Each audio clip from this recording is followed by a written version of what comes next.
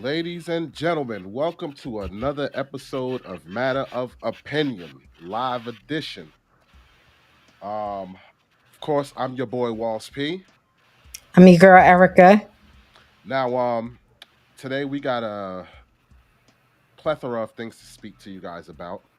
First off, we're gonna talk about that Payton Gendron. Was his act an act of terrorists or was it racially driven? Basically, a hate crime. Because there's a lot of pushback and a lot of people talking about it's not a hate crime and everything like that. A lot of nuances.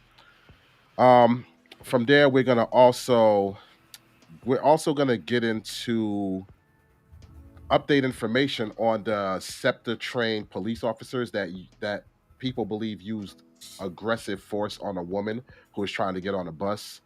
And I believe they said what she was short like $2 or 50 cents or something like that. It was over 50 cents.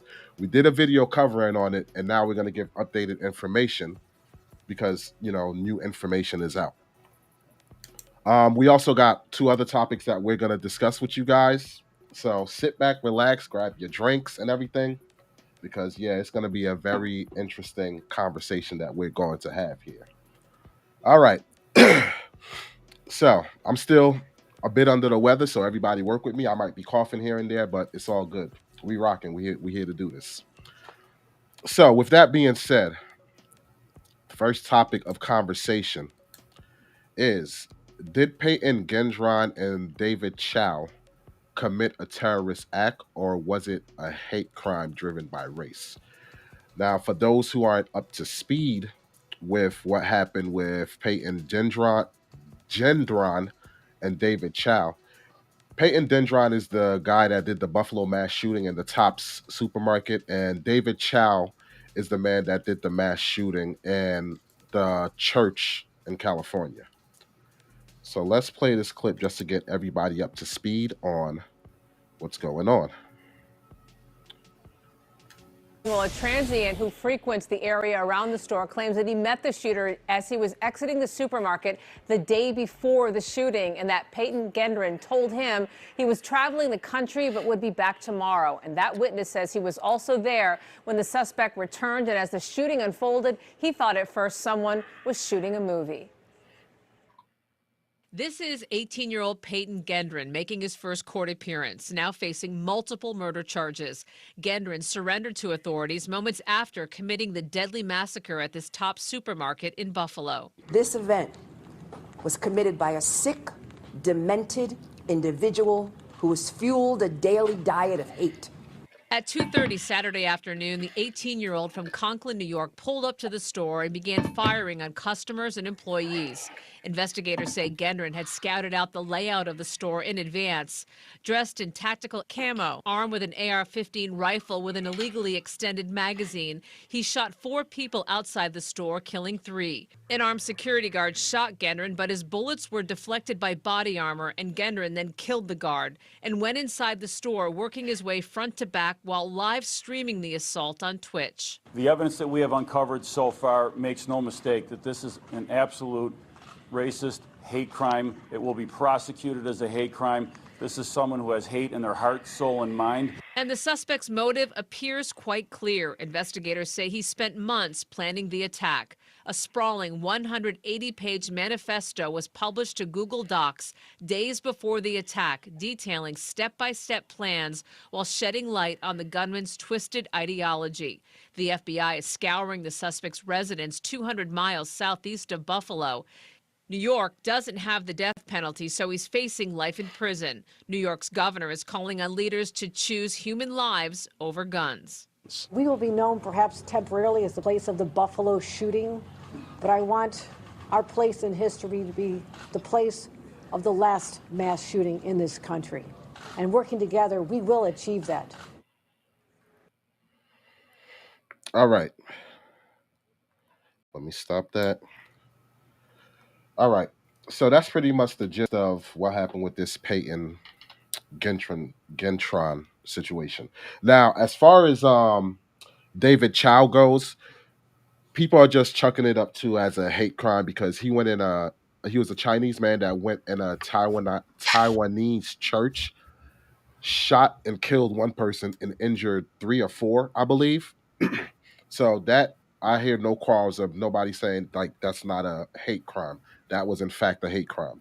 But Payton Gentron, a lot of people are giving pushback because when he first started to this heinous act, soon as he got out the vehicle, the first person that he targeted and shot was a white woman. And then again, he went inside the store, pursued to shoot people. He wound up having 13 victims. 11 of them were black, two of them were white. So, with that information, do you think that it was a terrorist or attack, or was it a hate crime that was Okay. racially driven? For me, I'm leaning more towards a hate crime. And the reason I'm leaning more towards the hate crime is one, you have to figure out where the supermarket was. The supermarket was in a predominantly black area first. Hmm. Two, yes, I get that, the first suspect was white. I just feel like that was due to casualty. You was in the wrong place at the wrong time, but he had already scoped out this particular store. From where he was located to this store, there were plenty of other stores that he could have chosen and targeted. So I'm still leaning more towards hate crime compared to terrorist attack. Two, you have to look at how many more African American or black people that he shot compared to the white counterparts. That to me, it also speaks volume because it's like, okay, one or two, let me mix up the batch a little bit just because they were there. But you talking all of the other ones? No, you had to have targeted those people for a reason. And the only reason that I can think of is the color of their skin. Because you talking, you went from the front of the supermarket to the back of the supermarket. That means there were probably a few other mixed races in that particular supermarket that you could have injured in the way as well, and you didn't.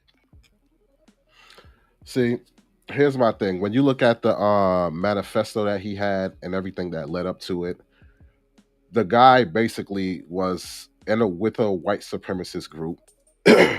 He believed in what is called the replacement theory, which is the theory that blacks and other minority groups are replacing the like white population, and eventually the white population will be extinct, and all the other groups will basically replace, the white population. Again, like you said, he specifically targeted a black area in a black supermarket. And on top of that, when you looked at his writings and stuff like that, he was basically looking at taking out as many black people as possible. Now, I understand that the first casualty was a white woman that, as soon as he got out the car, he shot. But then, when the opportunity presented itself again, when he went inside of the store and he confronted a white male that was on the ground, and the white male screamed for his life, he apologized to that white man and went about his business, didn't shoot him or anything. Now, for those who want to see the unfiltered, raw, uncut video of that stream, it's on our locals. The link is in the description, so you can check that out on locals. With that being said, nothing about this screams a terrorist attack because you planned and you knew what you were doing. Everything you did was everything you did was racially driven. No matter how you slice it, it was all racially driven. Like I said, for me, I look at it as a casualty of war for the two white counterparts who were victims. But yeah, when I say 80% of your victims were all black or in the minority group, yeah, to me that's a racist and a hate crime. And I look at hate crime and race crime as the same thing because hate crime is driven on somebody's either their race or certain like other certain factors, but race is definitely one of the factors. So if it's a crime that's driven by hate, that's a race crime. Like it's a racist act. That's the way I look at it. What was you about to say? No, I was going to say that you're correct on that. Plus, you also have to look at, the location. The location is everything when you start planning those types of things. Because, like I said, we know he came from one area to another. So this is not like this was the supermarket that was around down the street, Hmm. up the corner, around the block from you. You made a plan. And the eyewitnesses from the news basically said this guy was there the day before too. So you scoped out your layout. You Hmm. knew exactly how you was getting in and how you was going to get out. He had a drawing and everything, painting out, the exits and all of that, the aisles, all of that stuff. So Correct. So that means this was definitely a planned attack, but I don't think it was a planned terrorist attack. I believe it was more of a planned racist attack. now here's the next question that I have, because I see in the media a lot of people are making a lot of excuses for this man. They're trying to blame it on COVID, or what was the other one? They're saying since he was 18, his brain wasn't developed enough, or like all these different circumstances. They even got him labeled as 18-year-old teenager. Whereas when you see black counterparts that, get into trouble, they label them as 18-year-old adult, so to speak. So it's like the media is doing everything to try and like find excuses on why he did what he did. What is your take on that? Okay. So in my mind, yes, he's 18. So you're probably talking he either just got out of high school or will be getting or would have been getting out of high school this year, just based off of his age itself. Do I feel like 18-year-olds are adults? Yes, to most of the extent they are somewhat of an adult. My thing is you can go legally vote at this point, so you're an adult. Can you buy alcohol at 18? No, but depending on where you're located, you have to base those laws based off of alcohol itself. Even believe in some areas at 18 you can start smoking. So if you can buy cigarettes at 18 and you can legally vote at 18, if they ever go back to a military draft, guess what? He's 18 and he would be part of that draft. So on some levels, do I feel like he's an adult? Yes. On some levels, do I feel like he's still a kid? I do. Just because you can't legally do everything once you hit 18. It's a progressive thing at 18. You get a license, but guess what? That license at 18, a lot of times the first licenses are provisional license even for you to drive. So on that aspect, yes. But if you're talking you committed a crime, no.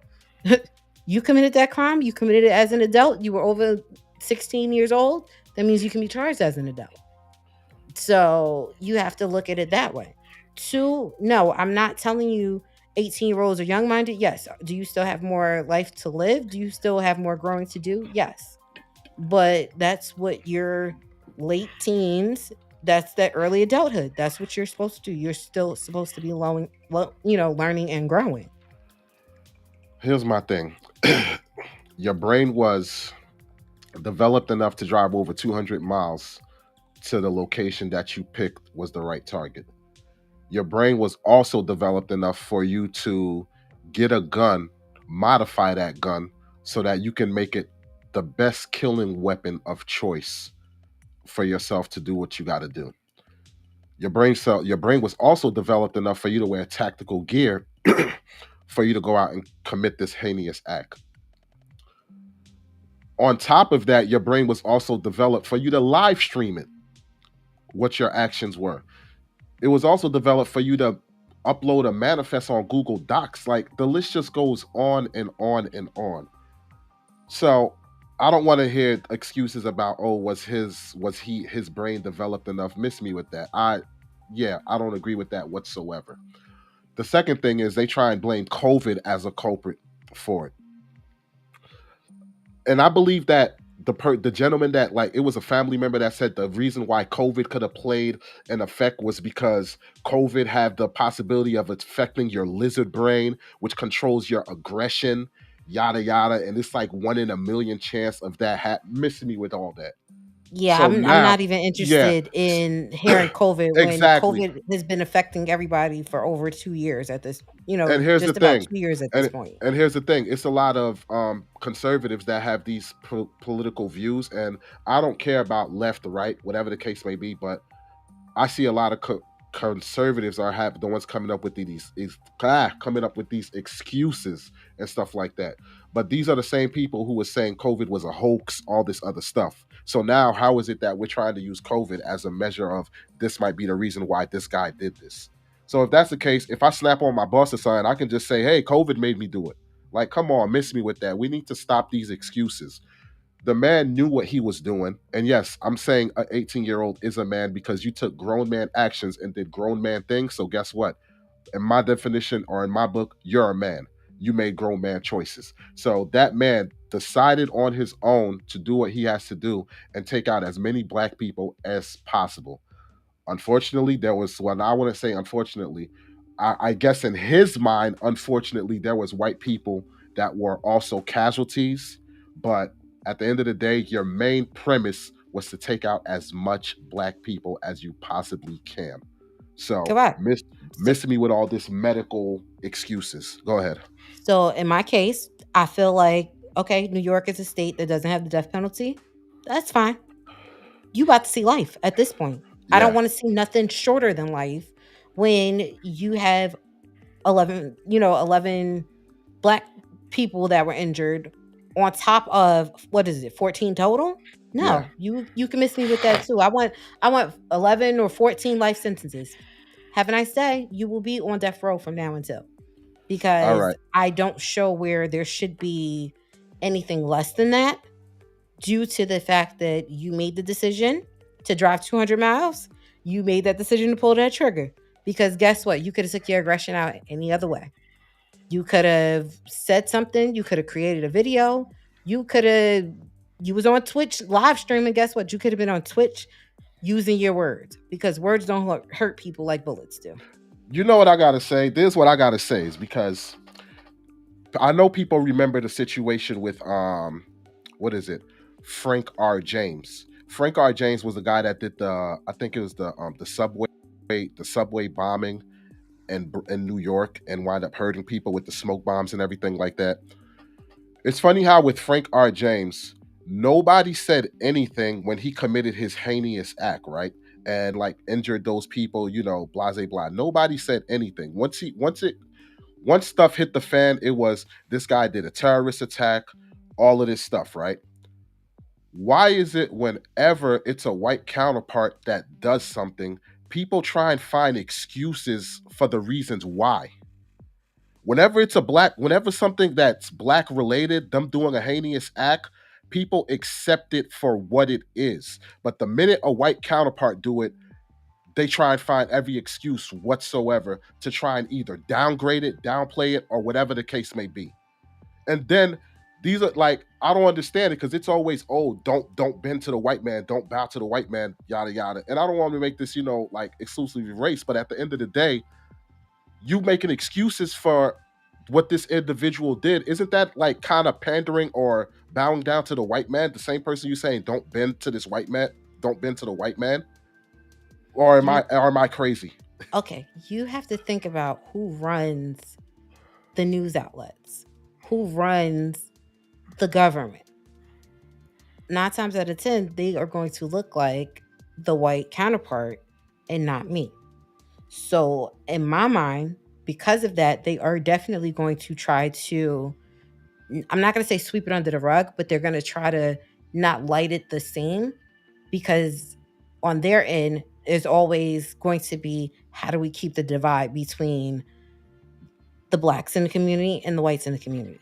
So because you're trying to make sure it's all, things are race baited, even in political races, you're trying to make sure that the more they stay segregated, the more you can get one to vote more one way than the other.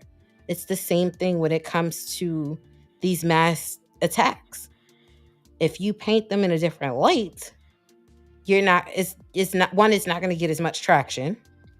Two, you're still looking at it as a, hey, if we hurry up and get this done, it's not going to go viral as much. Think about it.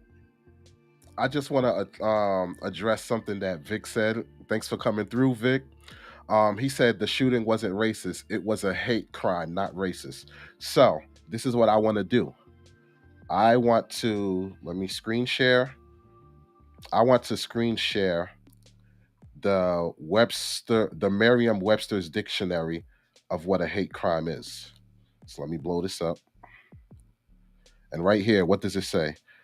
Definition of hate crime: any of various crimes such as assault or defacement of property when motivated by hostility to the victim as a member of a group, such as one based on color, creed, gender, or sexual orientation. So by that definition, that's a racial driven crime. So a hate crime can be a racist crime because if it's driven by race or color, that's a racist crime. That's a racist act that you did. So how aren't the two intertwined? I would love to hear his comment on that, but yeah. So if you're saying by logic that it is a hate crime, by the definition of the hate crime, it was a racist act. So he said it can't be racist when the first victim is a white person. What is your take on that? Okay, so even if it's not listed as him being racist, it's still a hate crime. So regardless, it still was race driven. You drove to a predominantly black supermarket. You drove 200 miles to get to that supermarket.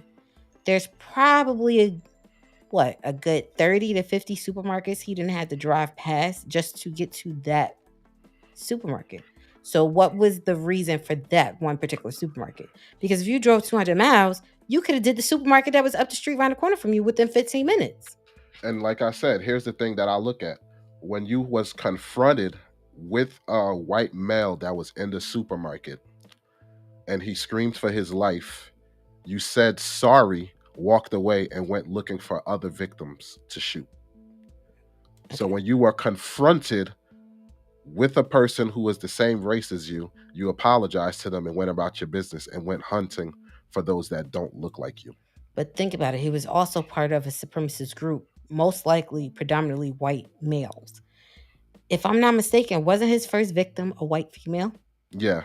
So in my mind, it's still considered a racist attack. Maybe he has issue against white females. Good point.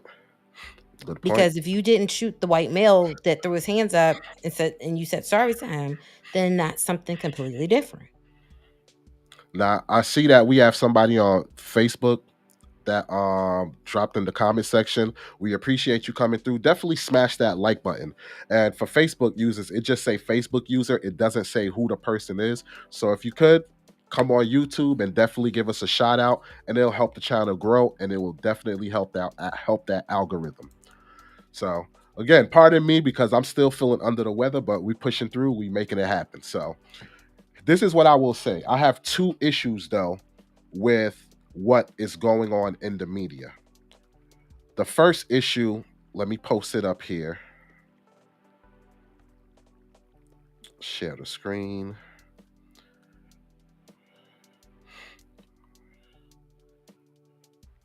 Is this it? Yeah.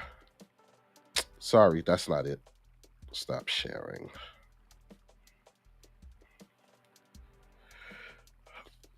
The first issue that I have is this right here. Now, this right here is what they made. Like, so I guess somebody made that's going around with like all the black people that were killed, during the Buffalo shooting. The thing that I don't agree with is that they don't have the two white victims that were in the shooting. Now, a lot of people can say, well, it's about time that we're getting our make due and we always get put in the back burner. My thing is, two wrongs don't make a right. Those people lost their lives too. They have family members that also care about them. So, although I do love this, this memorabilia, so to speak, but I still feel that the two white people that were also victims should have been put on this. And even with the things that people are doing online, it should have had those two white victims also in there. What is your take on that? Okay, so I do feel like all of the victims should be on there, just because they were there as well. And I feel like because they eliminated them off, now people are making it more race driven. Because if it was any other mass casual, any other mass event that happened, you're including everybody's names, you're including everybody's picture, or those types of things are usually throughout. If you're leaving, balloons and candles, it's not just for one victim, it's for all of the victims that were affected. All right. So Um, go hold ahead. on. Let me read this comment because Vic said, "But this is what I don't get. We scream we kings and queens, and that whites are weak, etc., etc. Why we ain't fighting back? We quick to kill our own." Okay, That is. so with Go ahead. that comment itself, I'm in the supermarket. First of all, I'm in New York. I don't know if New York is a gun carrying state It's or not. not. It's not. It's not. But two, what am I supposed to do in the supermarket if somebody got an AK-47 or whatever the type of gun is? I can't do nothing in the supermarket to prevent a bullet from hitting me. So what am I gonna go do? I'm gonna go lay on the floor. I'm gonna go try to hide. I'm gonna try to get out one of the other exits if there's another exit. It's nothing that I can do against a gun. See, I think what he's trying to get at is everybody, like a lot of black people are saying, "Oh, we're victims of white oppression and stuff like this," right? But yet we're killing ourselves. Why not go after the people who? The thing with that is you can't just go directly after white people and just start killing white people if you feel they're the one oppressing you, because not every white person is the one that makes the law, so to speak. That's what you have the government for. The people in power. They're the ones who actually control the laws, because white privilege and stuff like white privilege and all of that stuff is not to attack white people, so to speak. It's basically saying that the the laws and programs that were put into place were made to systematically hold people down, so to speak, in little ways, like whatever way possible. Now, yes, there's a lot more freedoms and everything like that, but there are things in place, I can't deny, that makes certain things harder for for certain demographics than others. Like for instance, the whole voting thing. They passed a voting law. I think it was in Atlanta or something like that, where they shut the buses down. Like after a certain amount of time, like certain time, the buses stopped running, and I believe it was like one day of the week, and I think it was Saturday or Sunday or something like that. They took away bus routes for them to make it to the voting office. And when you look at the statistics, the ones who were using the bus to get to voting were predominantly black people. So that's what I'm saying.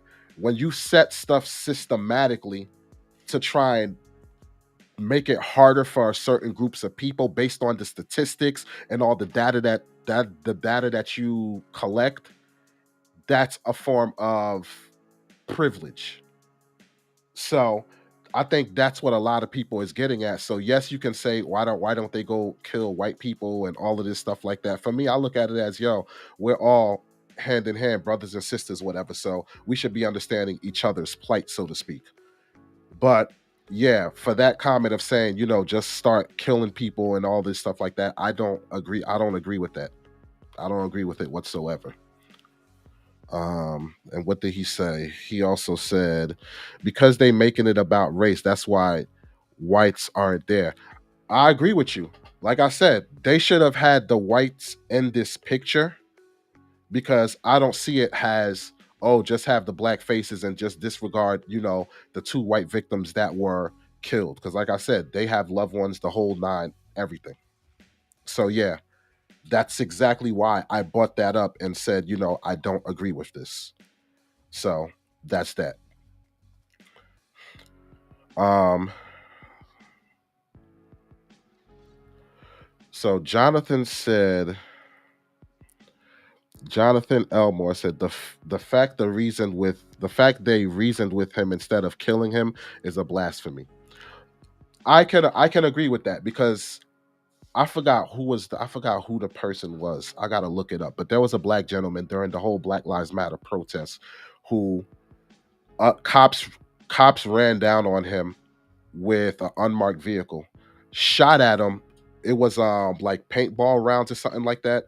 They shot, not paintball rounds, but it was what's the word I'm looking for? Blanks, so to speak. They shot at him. He shot back at them.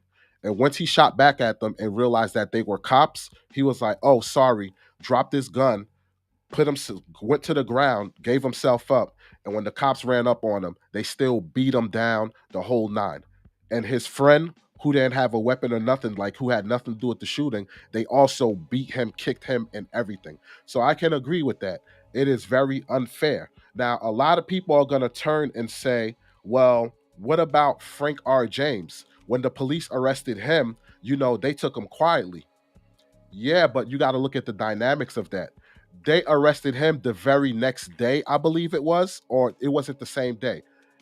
It definitely wasn't the same day. It was like the next day or something. So they caught him in street clothes. When they apprehended him, yes, they knew who it was, but they still wasn't sure if that was the person. So they had to bring him in, with kid gloves, so to speak.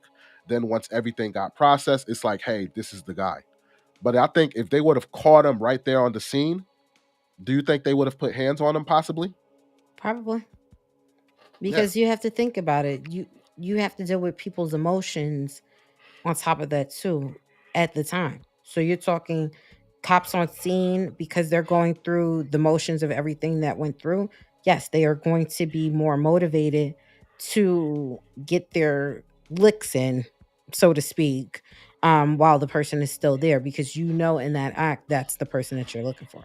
But even if you think about it, within the last, I'm gonna say 2 years, you've had at least 8 or 10 on each side, either they be, black or white, there are more white counterparts that are giving themselves up and going to jail because they're listening to the responses on hand. Drop your weapon, put your hands behind your back, turn around. Unfortunately, they listen to those commands a lot more than the opposite race. You have more blacks going, I'm gonna do what I want to do, or they're gonna keep at it, which entails they get a harder treatment when they are trying to give themselves up. that's true. I could agree. Vic said, why the shootings of Houston or California isn't getting more attention, but this one is. I'll have to look into that and see exactly what the details are because, like I said, I didn't look into the details. But I do know when we're talking about a situation like this, where it's like a mass, shooting or act of terrorism, which is why I go back to the whole Frank R. James situation that was plastered everywhere. So it was plastered everywhere, and I heard nobody make excuses of why he did it or whatever the case may be. This is the most excuses I heard for a situation when it comes to a man killing blacks en masse, finding different reasons. Oh, it was COVID or XYZ, all this other stuff. So I hear what you're saying, but I'm pointing a situation that's similar to this one, like putting them kind of like neck and neck. And it happened in the same state. We're talking Buffalo, New York, and we're talking this crime also happened in New York. So I know the rules may be different in Houston or California and stuff like that. So that's why I'm comparing two that are same, like kind of like in the same category or same ballpark. Now, And then, not to cut you off, but even uh-huh. the one with California, you have to look at it. They're not going to consider it race driven because even though Taiwanese and Chinese are different, everybody's going to lump them in the same category. They're all Asian. As Asian, yeah. Yep. And because That's they're all Asian, they're not going to give it the same racial play, so to speak, because you're looking at his facial features. He's going to look like the people that he killed, unfortunately. got you. Okay. This is the other thing that I have an issue with also. Um I'm gonna play this clip for you, and you'll see what direction I'm going with it. Um,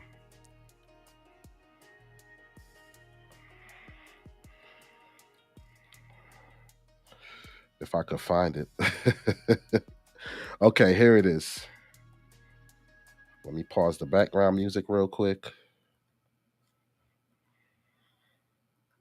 When I first saw him shooting, he shot a woman, he shot a deacon, he shot another woman, and then he went in the store and started shooting again. So I don't know who he was shooting at because he shot at least eight people, and he was doing this when I seen him. You can see inside the store, and so I saw him doing this, and I'm like, I don't got a phone on me, so I'm like, I'm screaming, somebody called the police.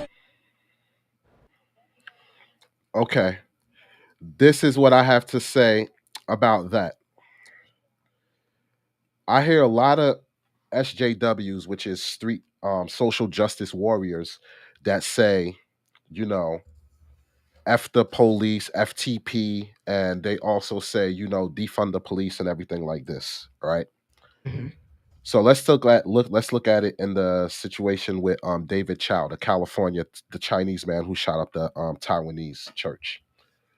When that man shot up the Taiwanese church, those people band together, tackled him, basically hogtied him. So when the police showed up, they basically gift wrapped him. Here's the culprit. So if I'm gonna hear a lot of people that say FTP and all this from these social justice warriors, then in a situation like that, I need those people to be in the front line to basically throw their lives on the line to make sure they're protecting perfect strangers, people they don't know from a can of paint, and the whole nine. Because as you see in the video, that man was like, yo, I didn't have my phone, but he was saying, call the police. And there's a lot of detractors that will say, oh, we don't trust the police, we don't call the police. But in a situation like that, when danger is approaching you, staring you dead in the face, who are you going to turn to? Because I'm not going to look for the person, my next door neighbor or whatever. What I'm going to do is I'm going to call 911 and look for help. So those who are promoting FTP and stuff like that, what I want to know is, are you going to ones who are going to put your life on the line to try and save me, to try and save my kid, to try and save, whoever, people you don't know from a can of paint? Because even the retired police officer who went in there and tried to do something, he disregarded his life, and he did a brave or heroic thing to try and stop neutralize the threat, but unfortunately that didn't happen. So Correct, but why? that's the problem though. Yeah, Think about it. Retired cop, you've had your police training. So in the back of your mind, even though you're not the one in command at the moment, you still have that sense of, yo, this is what I used to do. Let me go try to help. no, People in general don't do that. And even the ones that scream FTP, are they banding together? No.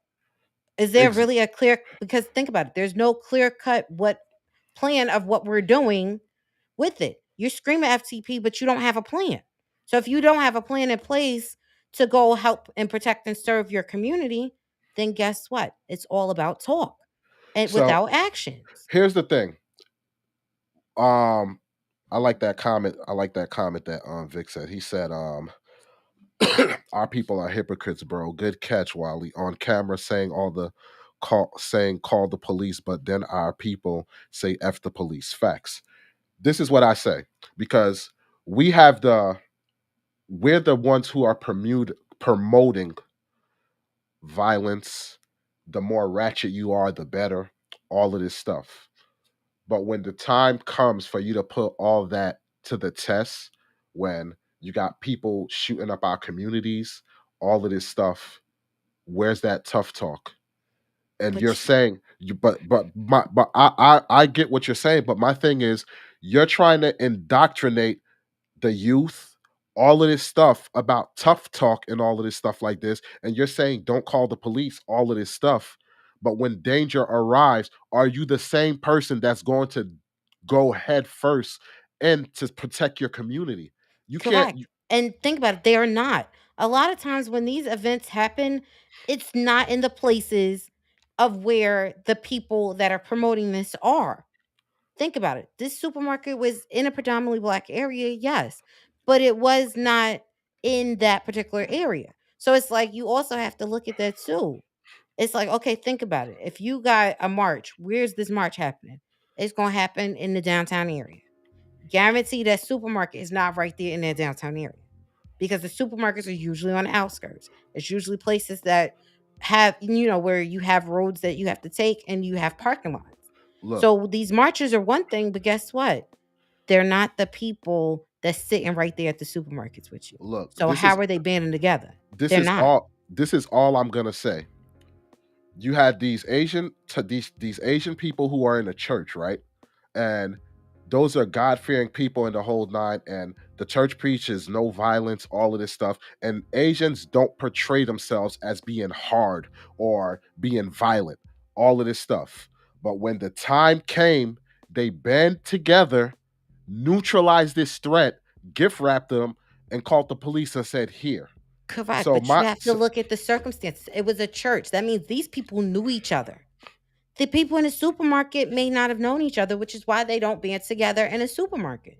But yes, in a church environment, yes, a lot it of may, times you know the person sitting next to you or sitting in the front of that church. but it may not have been able to be done in this situation, but other situations where it can be done, it don't get done. But sometimes That's it what I'm do. saying. But think about it. Sometimes it do.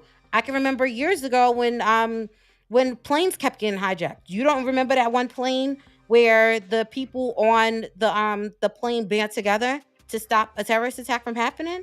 This was right after 9/11 and after the plane got jacked in the Pentagon. If I'm not mistaken, it might have been either Pennsylvania or Virginia flight. But I remember this years ago being on the news. They Okay. got the person because the people plane banded together. They were in an isolated environment and they were together. They Okay. all kind of, No, they I that did what that they needed that's to do. that's fine. That's fine. That was a multiracial group of people that band together. This Correct. was a group of Asian people that stood together. So basically, in our community, if Tyrone coming up and shooting up the block, we should band together in our community and protect our community. But Like, yo, you're not but gonna people come are up here and shoot. not. They're That's not. my They going on. that's They my gonna go hide under the bed because they that's know my if point. they in that kind of environment, they know it's something that's gonna happen every few weeks in a row. So they That's gonna my do what they gonna do. They gonna go hide that's under my the point. mattress. You wait for it to go past, and then it's like, all right, let me get back to normal. If I'm That you outside, they running inside because they know what's about to happen. that's my point. Unfortunately, but those are things as a community we need to stand up for, and we don't. Black people do not stand up. You know the ones that are in the hood that know, yo, I'm in the hood because this is where I'm at, and you know the people around you, but you're not turning them people in because guess what? You know those people. So it's the same thing. If you're not standing up for your own home and your community right where you're at, do you really think it's going to happen when they're in the supermarket? Absolutely not. But here's the thing though. I hear what you're saying, but there's no credence in that because, like I said, you have hotlines that you can call anonymously. You have places you can give tips, all of this stuff to clean up your community. But yet, you'll rather give Tyrone a pass for him to keep poisoning your community. So, to me, it's like miss me with all that because if you had these people, everybody's talking about, oh, I'm ready to die, I'm hard, I stand for mine. We promote this persona. But here you had this group of people that don't promote this persona and they stood together. Granted, I understand, yeah, they're in the church, blah, blah, blah, this, that, and the third. But you still have situations of people that know that like they do stand together and something happened. One guy will go and rob like 12 people. None of them took actions. They all knew each other. So what I'm saying is we always promote that persona. Yo, I'm ready to die. I'm hardcore, blah, blah, blah. But then when the problem comes, it doesn't happen. And then these the same people who are saying FTP, all of this stuff like that. But yet, why if you're gonna say FTP or you're gonna tell me or preach to my kid through your music and your song lyrics, oh, don't call the cops, this, that, and the third, then you should be the one coming to protect us when stuff hits the fan. And these people aren't doing it.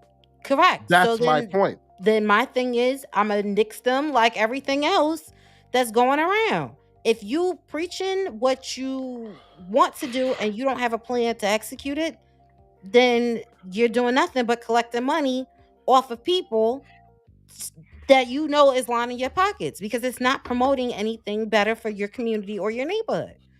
So look, in my eyes, no. Until black people in the community stand as a whole together and clean up their community, nobody else is really going to be interested in helping because Facts. we're the ones that are taking our own selves out. So until we stop taking our own selves out, then nothing else is going to change. Nobody else is going to treat us any differently because the main thing, someone else comes in our neighborhood and take us out and they be like, well, you was doing it anyway. So why should I be worried now? I And I'm agree. not saying it to be mean or be funny, but that's what the dynamic is always going to be. We are going to cry, hey, we're losing our people. We're losing our people. But who's standing there to help us do anything about it? It's like, Even with the hey, politicians or the big name, the big name people that show up, They show up because 9 times out of 10, they about to make some money off of that community. And you know what's crazy? These people are saying, "Hey, they're killing our people. They're killing our people." That's the same person that caught 2 bodies 2 weeks ago. Like, come on. Like, come on. It is what it is. But yeah, I had to point out that hypocrisy where we sit up here and promote, oh, shoot your ops and all this stuff, but yet the Asian group had somebody come in their church and they shut them down and handed them to the cops. But yet we turn around when somebody come and infiltrate us, we don't band together and then turn around and say, oh, we don't trust the cops, F the cops, this, that, and the third. That's because we don't trust our own people, unfortunately. Look, I We hear you, don't. but if somebody break into my house, I'm calling 911 quick. Of And course. I don't care if I gotta have a etch a sketch, whatever, to draw what the person look like. I'm telling. I'm snitching my butt off. You mean I got this phone right here? Yeah. I'm gonna give you picture with no flash. Thanks. I'm gonna give you a drawing. I'm gonna give you a painting. I'm gonna be Bob Ross by the time I'm done. Like, yo, it is what it is. So, yo, you know how they say, yo, you snitching, you putting that straight on, you putting that, like, you snitching, whatever, you singing. I'm putting that junk straight on wax, platinum albums. I'm singing like it ain't nothing. So it is what it is. All right. So I guess let me ask, do you believe it was a terrorist attack or a hate crime? For the David, or you still Yeah, talking for Payton Gendron on the totality. It's a hate crime. I'm Okay. sticking with a hate crime at this point. It's a hate crime. We both I don't, agree. I don't it's a think hate it's crime. Yeah, I don't think it's terrorist attack. Because if it was terrorist attack, I feel like he would have picked a larger platform. Gotcha. If it was, you would go like the one with the subway, the subway issue. Think about years ago with World Trade Center. If it's a terrorist attack, in my mind, you're picking something that is going to be a major effect of everyone around you. A supermarket, unfortunately, is more small scale, for me, which is why I consider it a hate crime and not terrorist attack. I just dropped the link in the chat area, so if somebody want to call in and voice their opinion and say your piece, yeah, we welcome hearing your opinion. That's how we roll in matter of opinion. We love giving a voice to the people so that you can be heard. All right, so let me see. Let me check anything else with the comment section. Hold up, hear me out though. What's going on? Hold up, hear me out though. Definitely subscribe to their channel. They got some great content on there. We don't trust each other. That is so true. We definitely don't trust each other. Vic said, "Where's Snoop Dogg and the big names in the black community that act tough on TV?" Facts. I agree. All right, so we got Vic calling in. Let's hear what my boy Vic got to say. And we're not attacking him. We're just gonna hear his point of view. What's going on? Hold up, I gotta put a shirt, man. I'm over here shirtless. Oh, my bad. All right, I'll bring you in in a second.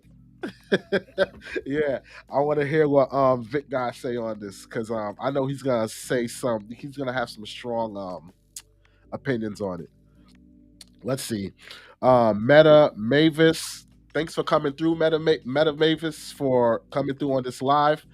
I think hate crime, but we will be defended as mentally disordered. But he will be defended as mentally disordered. Even Fox TV is commenting this way.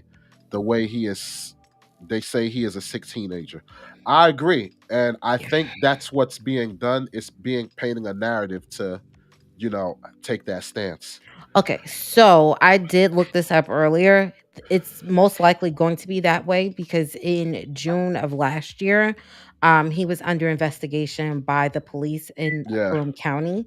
And you're talking, this is when he was still in high school. All right. Hold on. Hold that thought. I want to hear what Vic got to say. Go ahead, Vic. Speak your piece, brother. Doing good, bro. I don't call it a racist act when there's 2 white victims there. That was a terrorist attack. That wasn't a racist attack. They're trying to make everything about race because you know how they play on the emotions of black people, and black people quickly jump on it. I keep telling you this, Wally. We're very hypocritical people. We talk all this tough stuff on TV. Our people talk all this tough talk, and when the white people come and harm our people, none of them tough cowards do anything to defend our people. And as long as we keep doing that, I will never have the back of our cowardly people and defend them. So let me ask you this: what do you say to 13 of the victims, only 2 are white, and the rest were black? How is that not looked on as a race-driven crime? I don't look at it like being racist. As long as there's dead people from other nationality, that wasn't a racist crime in my book. That was a hate crime. The guy's a hateful person, and all he has in his heart is hate. It's like I told you. Jesus Christ tells tells that in the Bible. You're either a good human being or an evil human being. He don't say, Oh, "Oh, you are racist" or nothing like that. That was an evil human being. That's all he was. He got evil in his heart. all right. Let me ask you The, this. the, Let me the ask you. magic word for black people to rile them up and get in their emotions is the racism word. You throw Let that me word out there, it's like catching a fish real quick. let me ask you this. Right. Let me ask you this. Yeah, Say God forbid, knock on wood. Say God forbid this was your wifey, your son, or a close relative, right? That yeah. was one of these victims, right? hmm And now you're telling me when everything that hit the fan, they could put the charge of terrorism, the charge of a race crime, the charge of a hate crime, all these things that are surrounding race on top of this man for him to face maximum penalty and all of this stuff. Would you be lobbying for them to put all those charges on him, or would you be saying this is not a hate crime, this is just a terrorist attack? To be honest with you, I don't care what charges they put on him, as long as they put him in jail forever. I don't really care what charges. That's not gonna take his sentence down, bring it up. As long as they put him in jail forever, I don't care Oh, what charges. oh, trust me, it matters because the more charges they put on you, the more they're able to get at least one or two of them to stick. So if they just put one charge on you and that doesn't stick, where it doesn't fall into the realm of being a terrorist attack, it's a possibility that that man can beat that case, so to speak, where it'll No, no, be, I'm talking about like individual. Like if they want to charge him individual for each individual body, like yeah, that. yeah, He's never going to see the light of day on Wally. I don't care what charges they go. They could give him stealing a lollipop. For them, well, he's going to go to jail forever. got you, got you. I don't All really right, care about what charges. He's never going to see the light of day. Like Erica said, I don't want to hear it. I don't want to see in jail forever. got you. All right, And man. and, and hold up, let me say one more thing. Yeah. And I like the way you say, where's all our tough people? All these guns on TV acting tough on rap videos. Our people talk all that tough stuff, and we're always making fun of white people. Oh, white people are weak.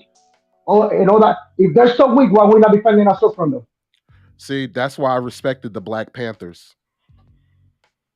And me too. Yeah, that's why I respected You them know, because you come in the community and you want to act up. Guess what? We gonna show you. hey, And Erica. yeah, Hey, so thanks for Yes, I calling in, said brother. I Wally. love your Yeah, opinion on well, it, man. yeah, and Wally. Yeah. Why don't we talk about that little 11-year-old in California girl in our community? Another shootout. A little 11-year-old girl gets shot dead. A bullet in her stomach. Where's the uprise for that little girl? Oh yeah. Oh yeah. Definitely. Definitely. And as long Like as things like this keep happening in our community, bro, I could never defend our people, bro. I could never hey, defend them, bro. I agree with you. Well, you see the catalog on the channel. I always address those issues. So Yeah. yeah, Uh, definitely. Can I say one more thing? Go ahead, knock yeah. yourself out. Look at the courage of our people. Look at what them Taiwanese did in that church. And not one of our people could have gathered together in that supermarket and try to take down that man. That's what I was saying. That's the You know way what I'm saying? Yeah. that's what I was saying. When it's time to show courage, we don't show nothing. It's that damn fact. We don't show no courage when it's time to fight for our people. All we do is cry and complain. That's what we do. I can agree. It, like Yeah. I look at it like this. Like you could have people in a club setting, somebody pull out a gun. It's over 100 people in the club, one guy with a gun. If all those people band together and bum rush that one guy, then what can he do? He only got but so Yeah. much bullet. My thing is he's gonna shoot anyway. So why not take him down? Yeah. And So you probably gonna have some people. Here we go, the Latino coonie for the white man. But you know how people they quick to throw words. Yeah, I'm a coon. I know I'm not the one killing my people. I'm not the one selling poison to my people. The biggest coons in our community are the ones killing our people and selling drugs to our people. Those are the biggest coons in the color community. I could agree with you on that. I could agree with Yep. you on that. Yeah. All right, then, All fellas. right, man. Thanks for calling in, brother. You know I always love your opinion on stuff.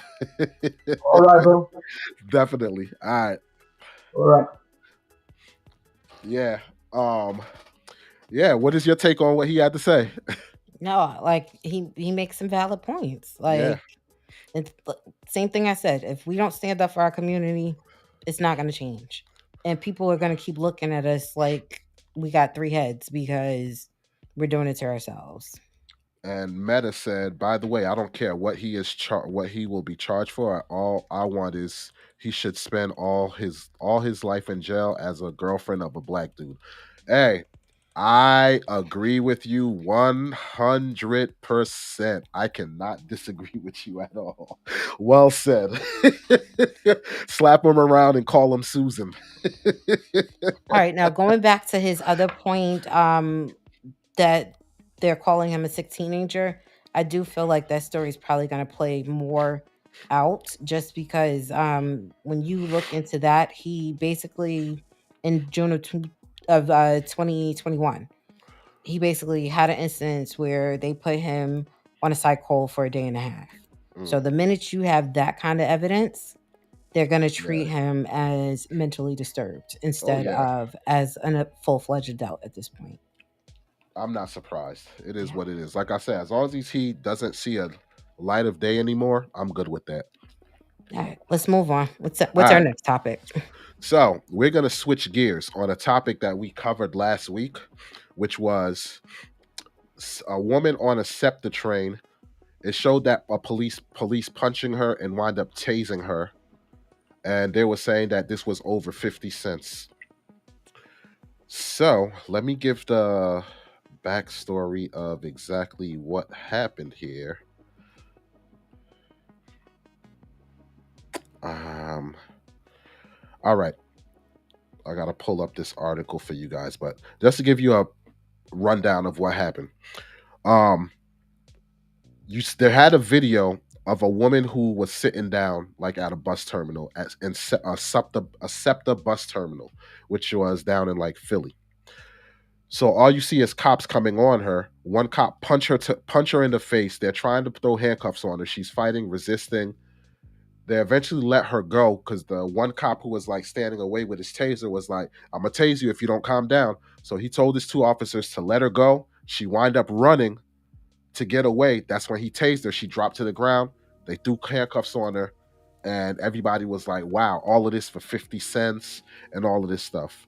But then what happened was the plot actually thickened from there because there was very little information. So, with the updated information that came out, this is what basically broke down.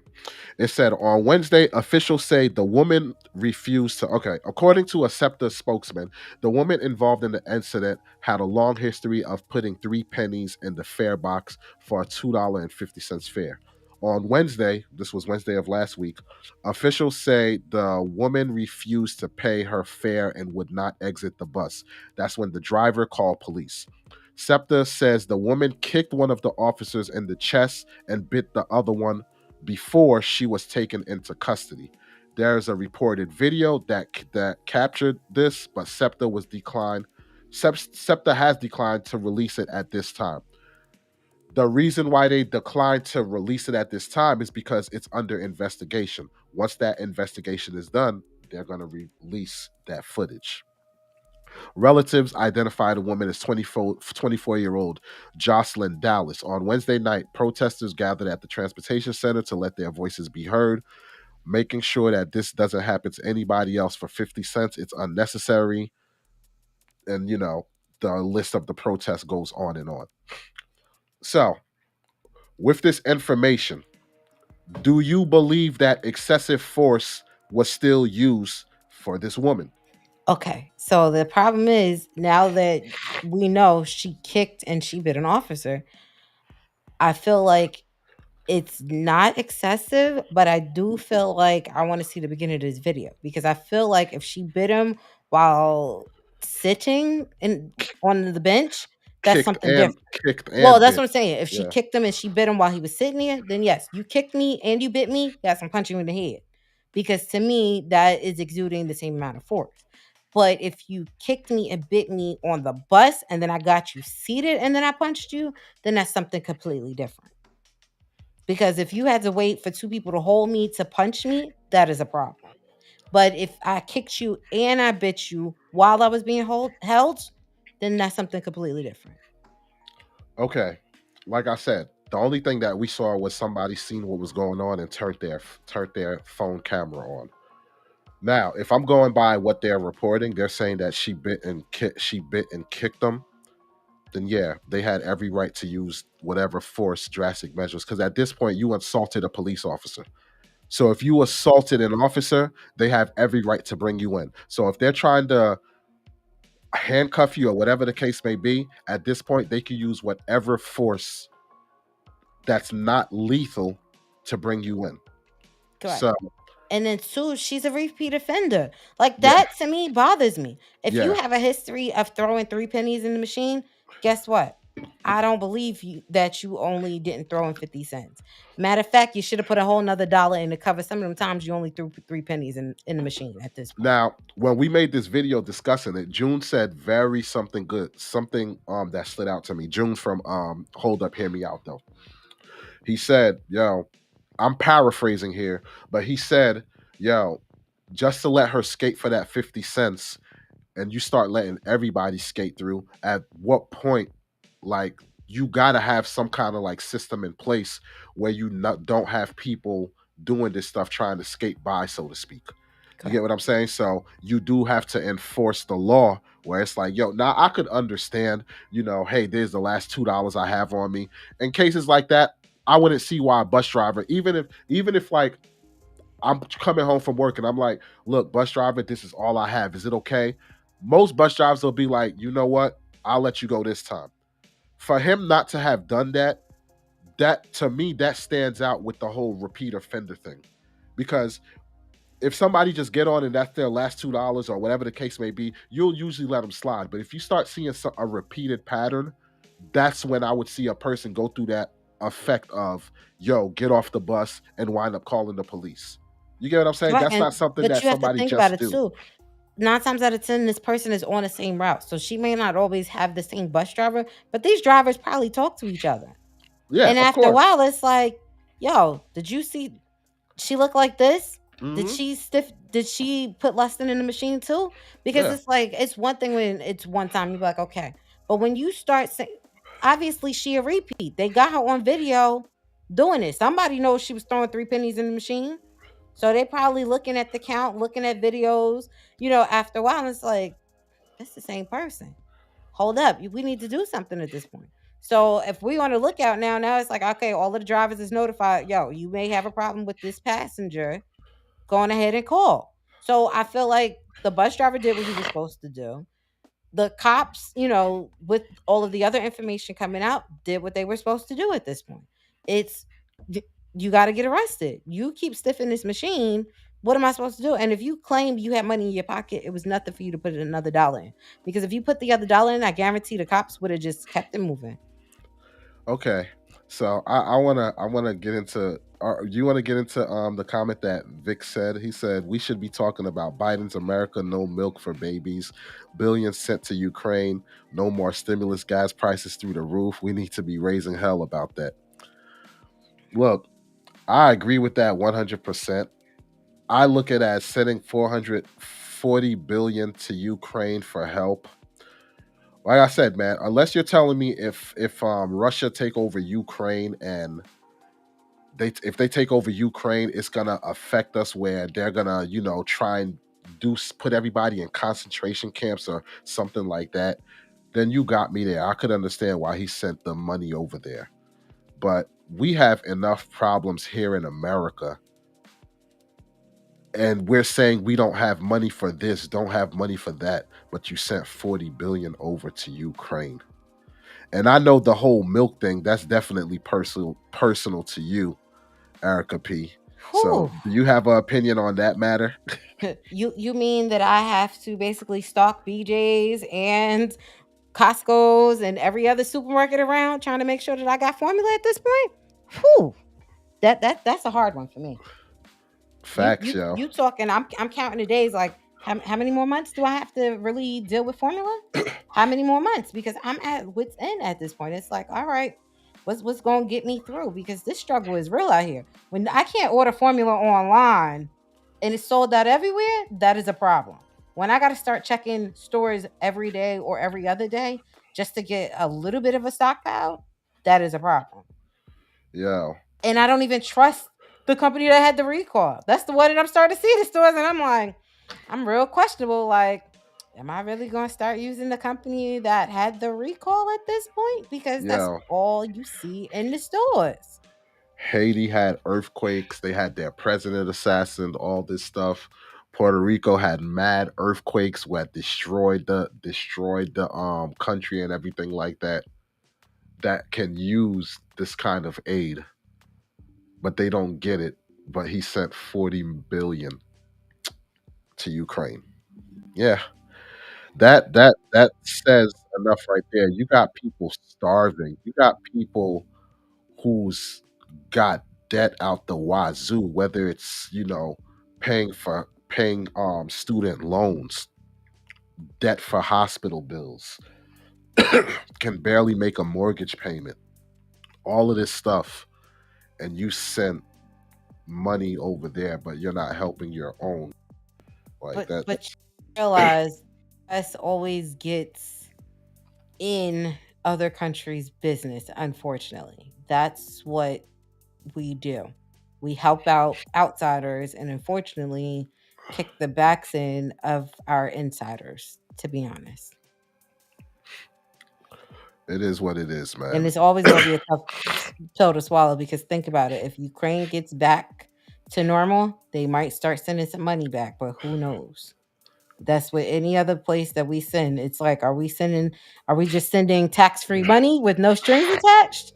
Or are we sending you a loan that you borrow? And that's the problem. Even think about it, even when they bailed out, you know, big banks, it was non interest bearing loans. So it's like, oh, you bailed out big banks, but you're not having to pay an interest rate. But I go take out meanwhile, a loan. Meanwhile, my mortgage got interest on it. My credit card got interest on it. I don't get mean, money for free meanwhile, people who were suffering from COVID losing their jobs and was getting a punk ass 600 or $300 boost. When it came time to renegotiate, it's, oh, we don't have the money to do so. We don't have the money to help people who are actually in need. But mysteriously, 40 billion pop up out of thin air, and you can but you send got it to away. think about where they took that 40 billion from. It was probably out of somebody's war fund or something. Because think about it, they allot money to where they want to allot it, and unfortunately, when they start cutting back, they cutting back on the civil programs. They cutting back on, you know, people, they're going to always try to petition to cut back on senior benefits. They're always going to try to cut back on, the WIC programs and the food stamp programs, which to me, even if you add up all of their money, still don't equate to the amount of money that they sent to Ukraine. It's Here's my thing. you touch that money is not 40 billion Even if they didn't send 40 billion, they still was going to find another way to navigate and wind up taking money from all those programs. because So, that's what exactly. anytime they So, go into government, you start looking at what their plans are. It's always let's give the citizens less and less, and let's stockpile money for other areas, aka the military. If you look at most of the budgets, the military will always have way more budget than anybody else here's because what you I have will to make say. sure that you protect the Here's what country I as will well. say. If he tries to run again for election and he goes against Trump, Trump is going to crush him. That's my opinion. To be honest, I don't see You where don't. he was I feel like he was just the filler person for somebody else to come in and make a change, either it Mm. be Republican or Democrat. I don't see where Biden was going to be running for that second term. I feel like it's in part anybody here just so that we didn't go through another 4 years with Trump at this point. All right. I know we kind of veered off topic with the way the show was going, but I'm good with it. I'm good with it. So the whole SEPTA police officer thing, like I said, the way I stand with it, with the information given, I don't see the police officers were in the wrong. I'm giving that trust factor with what's being reported. So I hope to see a video soon to back up what they're saying. So that's where I'm giving my judgment on now, saying that excessive force wasn't used. They used appropriate force. Where do you Correct. stand with that? I also stand the same way, but I want to see the police video. I also want to see some videos off of the buses. To Okay, And the reason for that is I want to make sure that they got the right person, that they're saying, "Hey, she's notorious for throwing in three pennies." The only way that I'm gonna know that is if can get some of it. Don't have to be the full one, but at least a couple different buses with a couple different timestamps, because at least you had her under investigation at that point. got you. All right. So the next topic is gonna be father of a missing baby, Keon Jones, accused of killing the child's mother. And do you believe his actions was justified? So before I get into that, this is the baby, a 2-month-old baby. That's the mother in the middle, and that's the father. So here's a breakdown of exactly what happened. And then I'm going to give you some backstory. And then you can let me know if you feel that the father's actions were justified or not. Let me pause this music.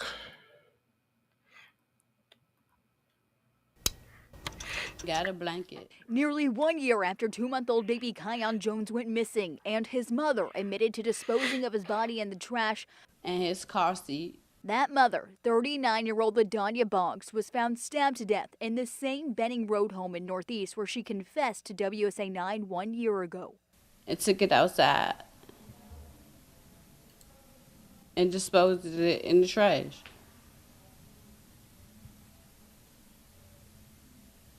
And that's what happened. Early this morning, police say someone called 911 and hung up. Officers found Boggs dead and hours later charged 44-year-old Carl Jones, Kion Jones's father, with Boggs' death. Carl Jones never faced charges in Kion's disappearance, only Boggs, who told investigators she was high on PCP at the time she last saw her son. Court records indicate her story changed multiple times until she admitted to throwing the infant away after he was found unresponsive in her bed. Boggs was charged with tampering with evidence. Her trial was set to start in October. I think she should have been locked up, and if she had been locked up, she'd have sobered up. And maybe, just maybe, her mind would have come back to her. Many members of the Benning Road community are still reeling from the tragedy that has shattered this family. This is awful. It really is. So I guess now with her gone, they ain't gonna never find the baby. In Northeast, Colby Satterfield, WUSA 9. All right.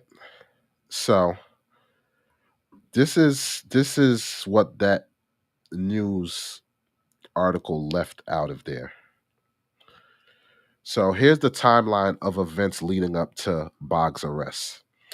Court documents state that LaDanya Boggs, the mother of the 2-month-old Kion Jones, called the baby's father, who is not named, on or about Tuesday, May 4th of last year, asking him to come get the baby and pack all his stuff. But the father didn't go to the residence on Tuesday. The father lived at a different location, but he would stay with Boggs at her apartment on and off. On Wednesday, May 5th, Boggs contacted the father again, saying the baby would be gone for a long time because DC Child and Family Service Agency, which she referred to as CPS, took custody of their child. The baby's father received another call from Boggs the same day. This time, she said the baby was gone. When the father asked where the baby was, Boggs hung up on him, according to the court records. Boggs then called him back and said CPS had taken the baby. A child in the background backed up Boggs' story, the father said. The same night, Wednesday, Boggs spent the evening at a hotel with the baby's father. Boggs again gave him the false name of the CPS of who at CPS allegedly took the baby. The name was Wanda Davis, a relative of the father's. While at the hotel, the baby's father contacted Child and Family Services asking for additional information about the baby. The agency said they had not taken custody of the child. On Thursday, May 6th, the infant's father called the National Center for Children and Families asking a social worker to look into the whereabouts of the child. NCCF would explain that CFSA had not taken custody of his son.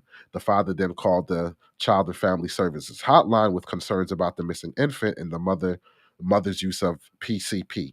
The same day, DC police responded to the mother's home in the 1500 block of Benning Road in Northeast to conduct a welfare check. Boggs told the police the baby did not live at the address, adding that no small children lived at the residence. The police then left. Records show, however, that at least 8 people, including 5 children under the age of 18, lived at the apartment. You get the gist. She basically kept changing her story all around, saying that Child Protective Services took it. Then she was like, "Oh no, Child Protective Services didn't take it.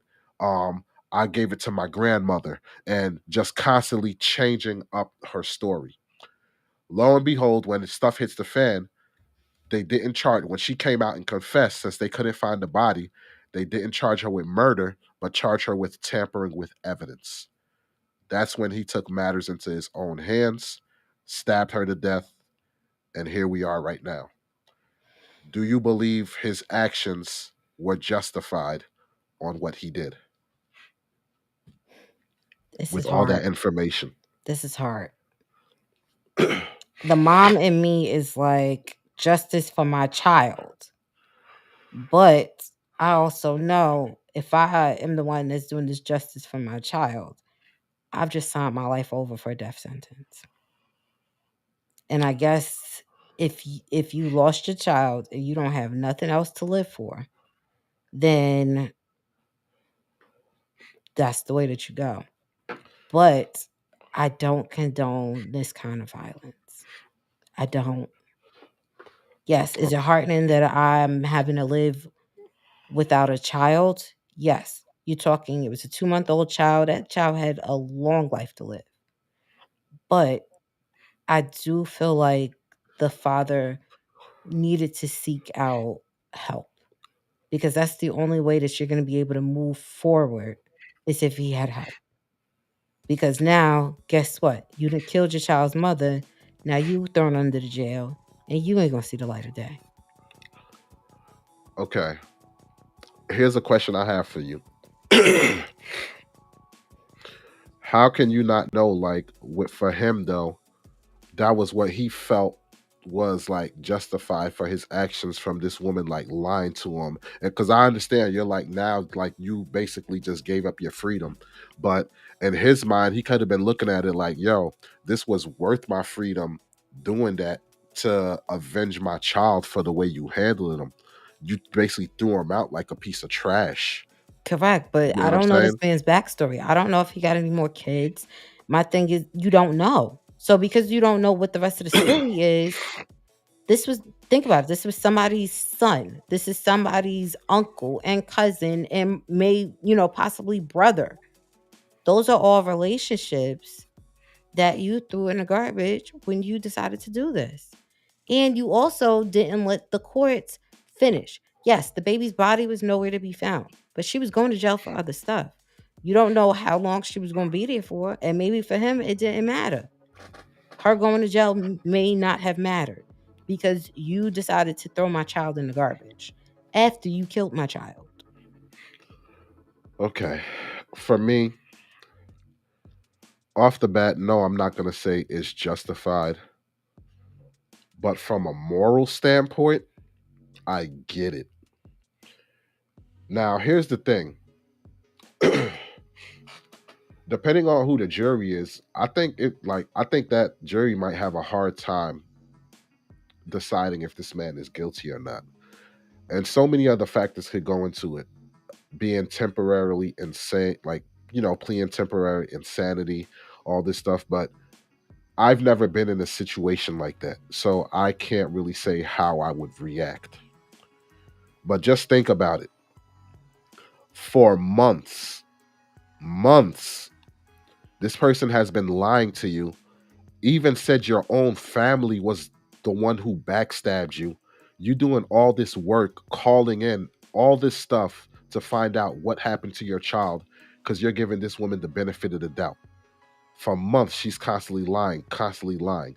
And at that point, just think about it. The conversations that this guy was having with her and then beasting at, CPS, all of this stuff, like, yo, just think about if you have fraud on your debit card and you're calling the bank and they're not complying with you or telling you what you want to hear. How pissed you be just for that.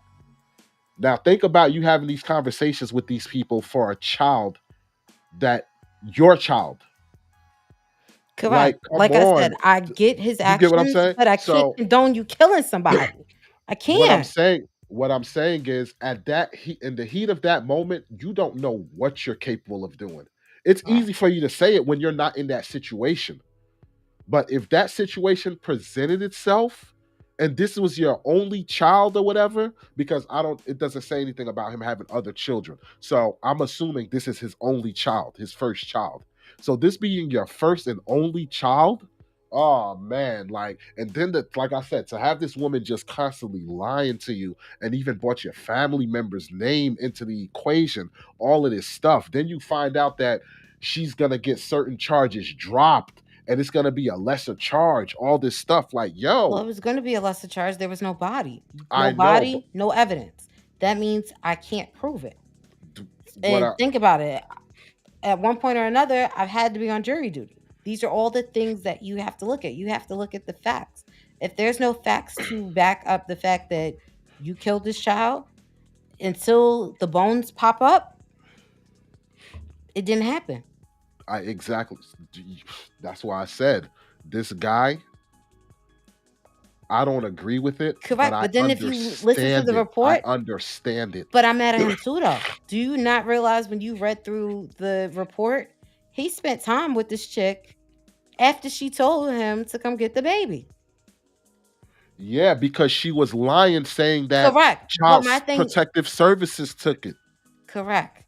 But my thing is, when she called you the first time to come get him, maybe nothing happened yet. Maybe she was having a mental breakdown. You already said she was high on PCP or something.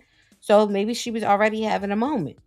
So I guess my thing is, yes, I see that you went to the extreme after the fact, but what about trying to prevent it beforehand? That It's was not the something. See, I don't think his rage was the fact that she rolled over and killed the baby, because that's what happened. She was sleeping with the baby in the bed. She rolled over on top of the baby and wound up suffocating the baby. I don't think he was so mad about that. It's the fact that your next actions were to put the baby in a trash bag and throw it out like it was trash. And then you tried to hide everything and came out with an elaborate story for months. Correct. And like I said, yes, I understand where he's coming from, but like on the flip side, it's like it's a twofold situation. She called you first. So if she called you first and said, "Yo, I need you to come get him," you don't know. This might have avoided the whole circumstance, though. It might have avoided the whole circumstance, but like I said, I don't know what his deal was. What if he was working? What if I don't know what the situation is. Correct. But But as a parent, even if you're working, if somebody said, "Yo, I need you to come get your kid," you don't think I'm gonna call out of work to go get my kid? People call out of work for less. I don't think it's that cut and dry like you say. I'm I not I'm honestly not don't saying think that it's it's cut that and cut dry and because dry. like I said, we don't know the full facts. But Look, I'm thinking of it as a parent. If I'm struck and think about it, you talking this kid was what, 2 months old? You do realize women's highest rate of postpartum depression is right after they had these kids. I understand where you're coming from, but I don't see where the blame can be put on him. That's like, I'm not blaming him. I'm not blaming him yeah, no but way or another. But what I'm saying but is you're saying he could have prevented it. Okay, well, she could have prevented it by not doing her drugs. She could have correct. prevented it by not She putting him I'm in about the to say bed she with could him. have prevented it She could have too. If the she kid could have had a safe prevented it by place to not throwing the sleep. kid out like he's trash. Yes. Like, so I can't quantify the one thing that he did of not being able to pick her up. You still had a whole plethora of preventive measures on her behalf that she could have took for Correct. his And baby to and not. like I said, And I'm not blaming him for that either. But what I'm saying is, as a parent, you have to make sure your kids are safe. I get it. Not all kids live in two-parent households. I get it. But on the flip side, it's like, okay, she did what she did and she lied about it. Do I want her to be thrown in jail and with the no lock and key? Of course. But if I can't prove it in court, you're not going to get justice. So now you went to street justice on your end. Guess what? You wrong too. Because street justice is just the same as like your FTP people.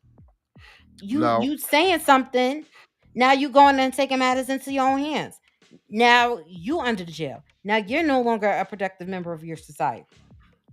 see, I understand where you're coming from, but to me, that's different. The reason why is because this is something that traumatic that happened to this gentleman that basically made him do something that a normal person wouldn't just get up and do something. It was a cause and effect.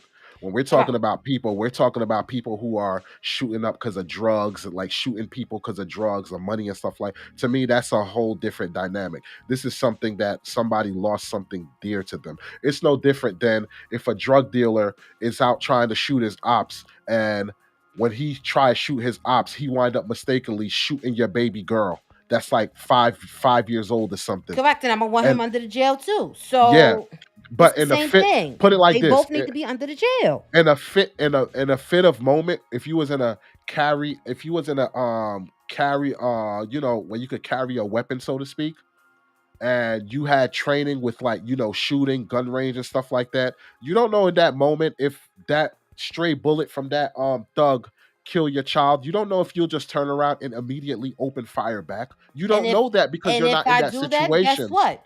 That meant I took matters into my own hands and it was time for me to go to jail. But you wouldn't go to jail in that situation Yes, because I would. you was trying to prevent a crime. If you're talking about Jersey I'm rules or gonna say something like that, then yeah, it's depending the on the state and what exactly that state law is, exactly. yes, that is a But if you're in problem. a state, that doesn't apply, you're not going to jail. You did the right thing. You defended. Correct, So that's what I'm. but So you got to remember, depending on these states, depends on your laws, and if you don't know your laws and your rights, no, I'm not just gonna do something just because.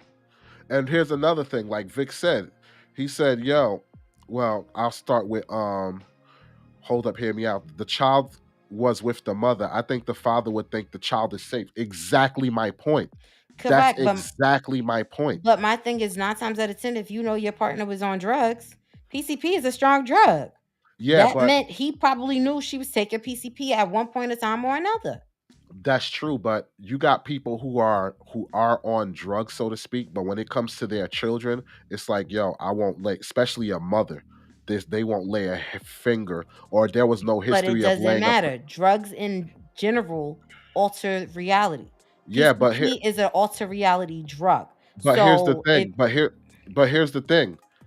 It's also reported there was kids living in that house under the age of 18. So if this is something that's been going on where she's been using drugs and there's never been a history of any danger to those kids, not once, he's giving the benefit of the doubt. okay, but guess what? The minute she said CPS, he's probably known that they've been called there before. You just don't go CPS is your scapegoat. That's what you're thinking. You're That's not thinking the logical way if to he go. if he doesn't have the intricacies of knowing how CPS work, he's not going to know that. If Correct. I And don't then know how, he did his due diligence. He called, correct? He called a yeah, few but times. They said we he don't have this kid in our custody. So the but if minute this you person got the we but if don't have this kid, this person I'm you going back to trust her is looking. but if this person who you trust is telling you one thing and they're vehement about it and they're like, yo, fight, like, yo, you're gonna be like, CPS been known for screwing people over. I'm gonna believe this person who I have trust in, the mother of my child, more than CPS, who's Correct. known for screwing But if you people. changing your stories all the time, I don't know if I could She trust you. then changed the story right then and there. She kept saying it's CPS. She changed the story to the police officers. The police officers who was questioning her, she changed the story, not to him. So he was going this whole time thinking CPS. So then you find out on the news that she holds a press conference, whatever, saying, "Yeah, I rolled over on my child." Not even through her. You find out through those means. Mm. That's gonna drive a person mad. Like, yo, this chick been lying to me the whole time, making me think my family member's a devil. Took our kid away from us the whole nine, and I gotta find out through a news conference that you've been lying the whole time. Which, and like I said, I understand why he did what he did, but I don't condone it. I don't, because you just threw your whole life away. Like I said, man, I'd rather you have gotten closure and help and all other types of means than killing somebody. I think because guess what? Karma is worse. Karma is worse. She probably would have got hurt. I think, and it didn't have to be at your hands. I think it's gonna be hard for the jury to convict her. You think so? Convict him, man. I think so. Oh, I'm looking at the evidence. Oh, you killed her with what weapon? Okay, guilty. If you plea insanity, hey, who knows? But pleading insanity don't get you out of a charge. You may be insanity, but guess what? Now you're going to one of them mental hospitals instead of going to jail. And you think it's any better? No. All right, so look, we agree to disagree on this one because, like I said, man, I don't believe that you killed the guilty. I agree. I agree. He did himself a disservice by taking matters into his own hands. But like I said, I get it, and I don't see. That's fine of getting it, but the way you're talking is you're making it seem like the jury's gonna go in the room and not even 2 hours come out like, yeah, guilty. I don't think it's that cut and dry. I'm not saying that it's not going to be that cut and dry, but they are going to look at the evidence. If the evidence is stacked up against you, it's stacked up against you. And if you clearly said, yo, I did it, you signed the confession, I did it, what do you think? All right. Like I said, man, I think it's a good chance where he won't be doing some serious time. People go to jail for people go to jail for less. They go to jail for less, but not in circumstances like this. Not in circumstances. I don't have the facts. I didn't look up that part. Right, I don't have the facts. We'll see. We'll revisit this down the line. All right. So for this next segment, we're gonna use services of my man June from Hold Up, Hear Me Out, though, and there's gonna be a debate. Well, you already saw, if me and you was going at it on that topic, we're gonna have a debate on this topic where a 6-year-old boy ran a marathon. His parents allowed him to run a marathon, and now the parents they got visited from CPS and everything like that, and a lot of people on social media is giving them hell, so to speak. So the question is, are the parents rightfully under fire? Now, they do have a YouTube channel, and their YouTube channel is called Fight something. It's called Fight for Fit or something like that. They're YouTube influencers. So I'm trying to see the exact name of it or whatever, but I'll find it eventually. But yeah. So without further ado, what's going on, June? Good evening. Hold up, hear me out, though. Erica. How y'all doing? Yeah, man. We had a little prequel of having a nice little debate here. I was hearing it. I was loving it. Yeah, man. So, all right. So, with that being said, I guess you can take the reins and you set up how things you want to go with this debate as far as the 6-year-old running a marathon. Okay. Well, I don't know if the audience know, but a 6-year-old, his family had him run a marathon. They claim he wanted to run the marathon. He was really into it. And the family received a lot of backlash because after the 20-mile mark, the child was crying and would stop every 3 minutes. And the parents, was pushing the kid along, like, giving them motivation. And the kid eventually finished the marathon, 26.2 miles. And hold on, it was kilometers. Oh, kilometers. It doesn't matter. Yeah, so it came out to 13 miles. It comes out to 13 miles. It was a full marathon. I pulled it up too. Yeah, that should be it was full. It was 26. All right. Yeah. Okay, go ahead. Sorry. So of a full marathon, and they received a lot of backlash. And what happened was, I don't know if it's still called CPS, but the Child Protective Services, they came in to do an investigation on the child to see like, was this abuse or what was it? You know, did the kid really want to do it? And blah blah blah. So they didn't really find much because the kid was saying, you know, I really wanted to do it. My parents didn't force me. I was telling them I want to do it, even though they told me to stop. Now, the question I have for y'all is, how do y'all feel? Who do y'all feel was at fault? If there was any fault to be given, was it CPS? Was it the parents? Was it the marathon, the whole association itself for allowing a 6-year-old to run? Who do y'all I believe? Well, you gonna start? Yeah, I'll start. Let me hear Okay. it. I don't believe that the parents did anything wrong, and I honestly don't believe that CPS should have been involved to begin with. If you go on their YouTube channel, they basically chronicalized everything, and they even chronicalized the marathon itself.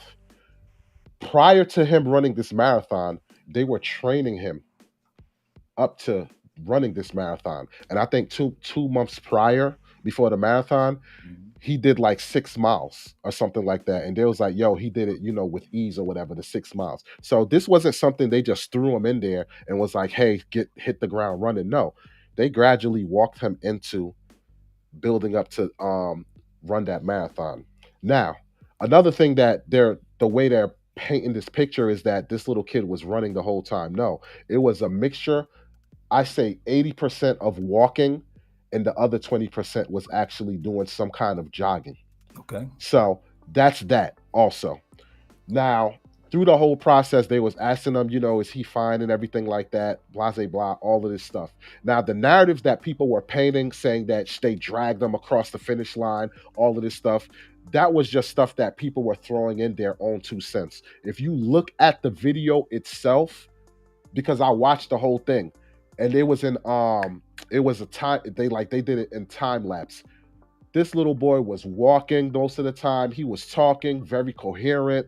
Eventually would, do some jogging, this, that, and the third. So it's nothing like the way social media is trying to portray what went down. And I'm glad they chronicalized it also, because that paint the picture. When you look at that video, it is completely different from what social media is narrating. On top of that, there's cops all over this place that's watching the marathon. You don't think if this kid, they was dragging him and all this stuff, you don't think the police would have got involved ASAP? No, they didn't get involved because they was watching what was going on, and everything was done accordingly, where there was no kind of child endangerment involved in the situation. We look at sports now. When do kids start preparing for sports? 3 years old, 4 years old. Playing tennis. Tennis is what? Constant suicides. Basketball, constant suicides. So once I saw that they trained him into it and gradually walked him into it, I was like, oh, they blowing things out of proportion. That's how I to look at it. So I don't blame the parents. The parents did their diligence, and the parents is known. Their channel is basically known for having the kids do exercise pretty much and promote good health. So, like I said, I don't blame the parents. I don't believe CPS should have got involved. I get it. They did their diligence, whatever, because it's he say, she say of what's going on. But even when they walked out, they said there was no foul play here. So that's where I stand with it. All right, Erica, do you agree? Okay, so I look at it a little bit differently. So the reason that I'm looking at this differently is because you have to ease people into marathons. You can't just throw them out there to run 26 miles. You have to be trained. You have to, and I'm not saying, trained by a person, but you have to physically train your body to be able to withstand that amount of time. You're talking these runs can be anywhere from 4 hours to 8 hours, depending on how fast you're moving, your speed, how many stop breaks you're doing. Are you eating snacks on the go? Like, those are things that you have to do when you're doing those kind of long marathons. Now, yes, I get he's 6 years old. And yes, I get that the family, you know, is fit and, everybody in the family is doing it. Do I feel like he should have started out on a 26 on a full marathon? Absolutely not. Do you know how many kids runs for 5K that you could have started with them first instead of just automatically going to the 26K run? Like, that is a problem. And like he said, it was only a 2-month in between from when you did your last activity to this one. Most people that train for full marathons, you're training 6 months to a year, and that's an adult trying to get to that stature. This is a kid. You talking, you got bones that aren't fully developed yet.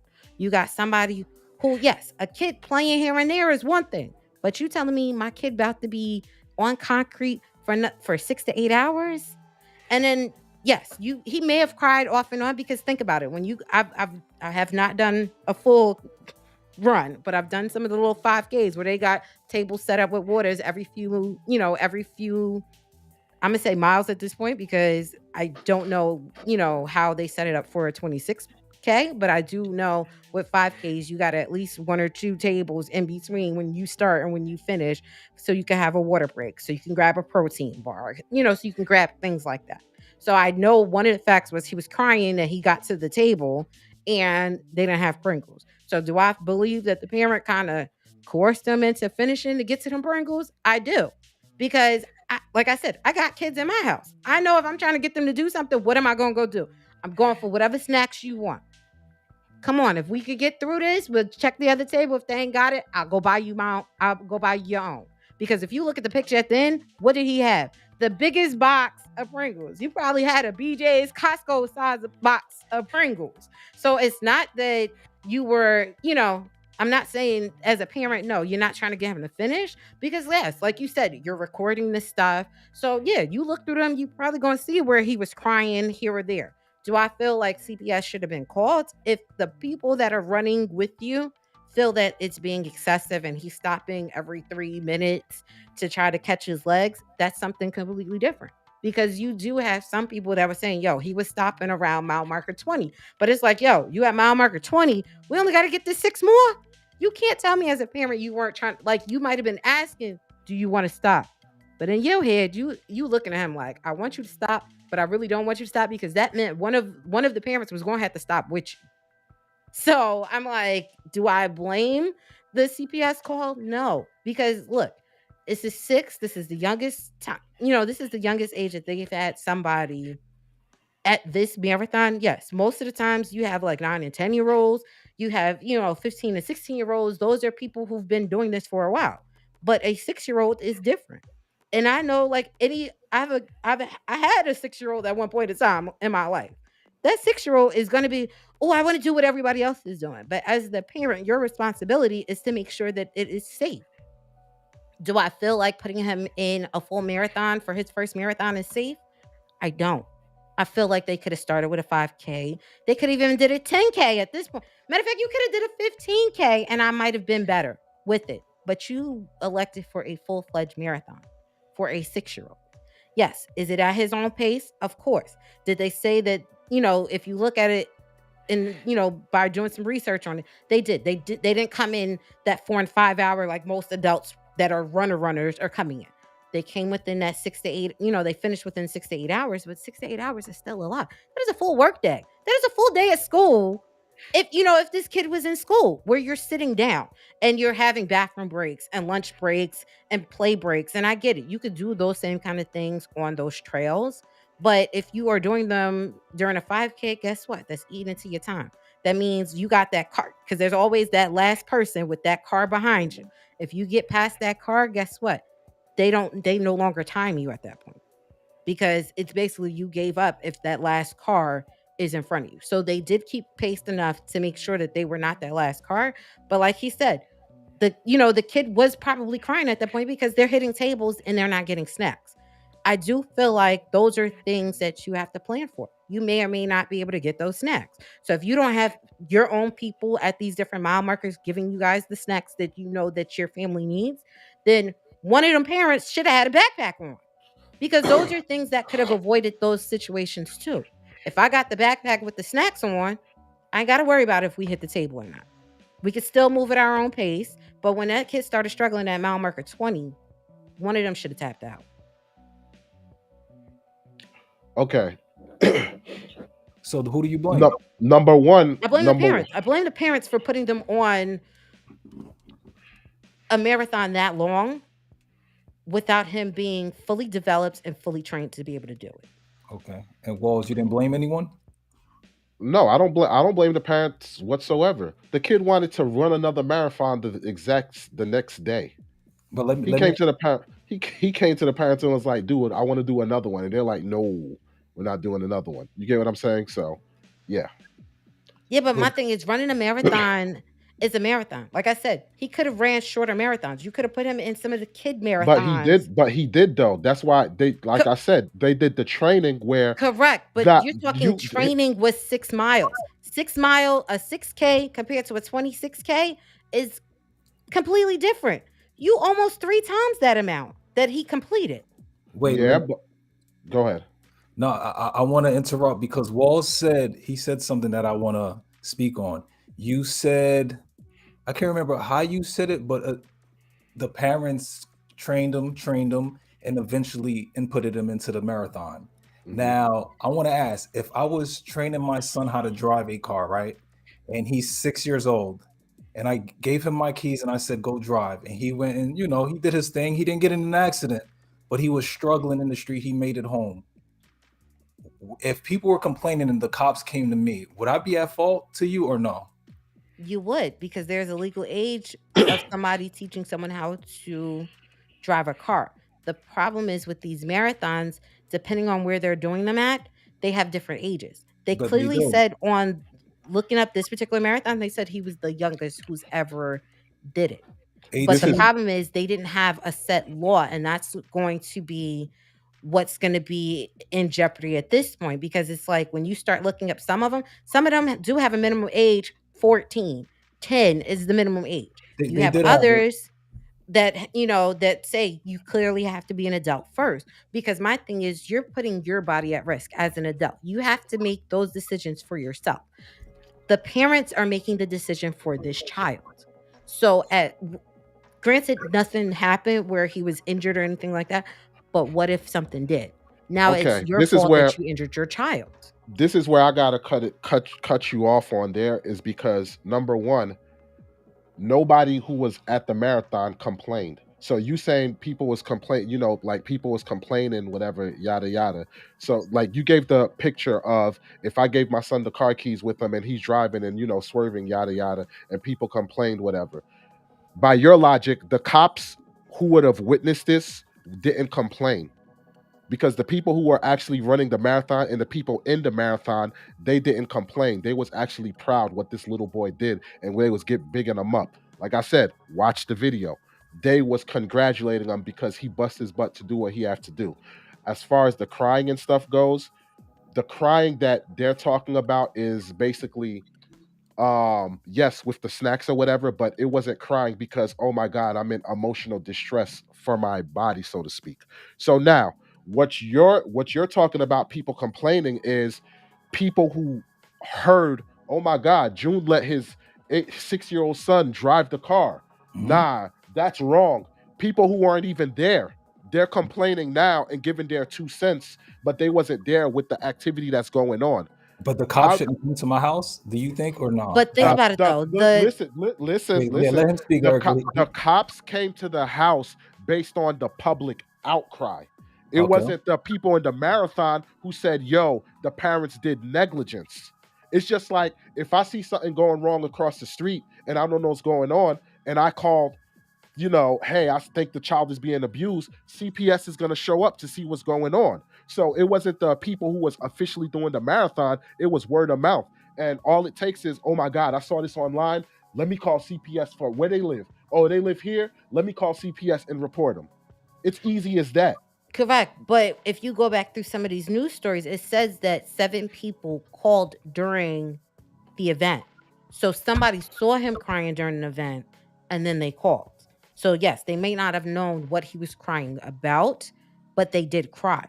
And then you also had a few other ones that said, yo, after mile marker 20, he was stopping every 3 minutes. So those were things that, yes, that led to, CPS going over. Did CPS But have to go over and do their case? Hold on, Yes. Walls. Did, Hold on, Walls. yeah, I'm no, I'm gonna let her speak. but that's what I'm saying though. Like those are things that were in some of the reports. So it could have been one person there and maybe 5 other people who saw the video going on, But yes, there was at least one person that said at mile marker this, the baby was stopping every 3 minutes. They also said at mile marker this, it was reported that he was crying. Now, granted, yes, the mom said he was crying because there were, which yes, that makes a valid point. But that bystander didn't know what he was crying for. They just knew he was crying at that mile marker. So obviously, somebody who was there, commented, made a phone call for them to show up.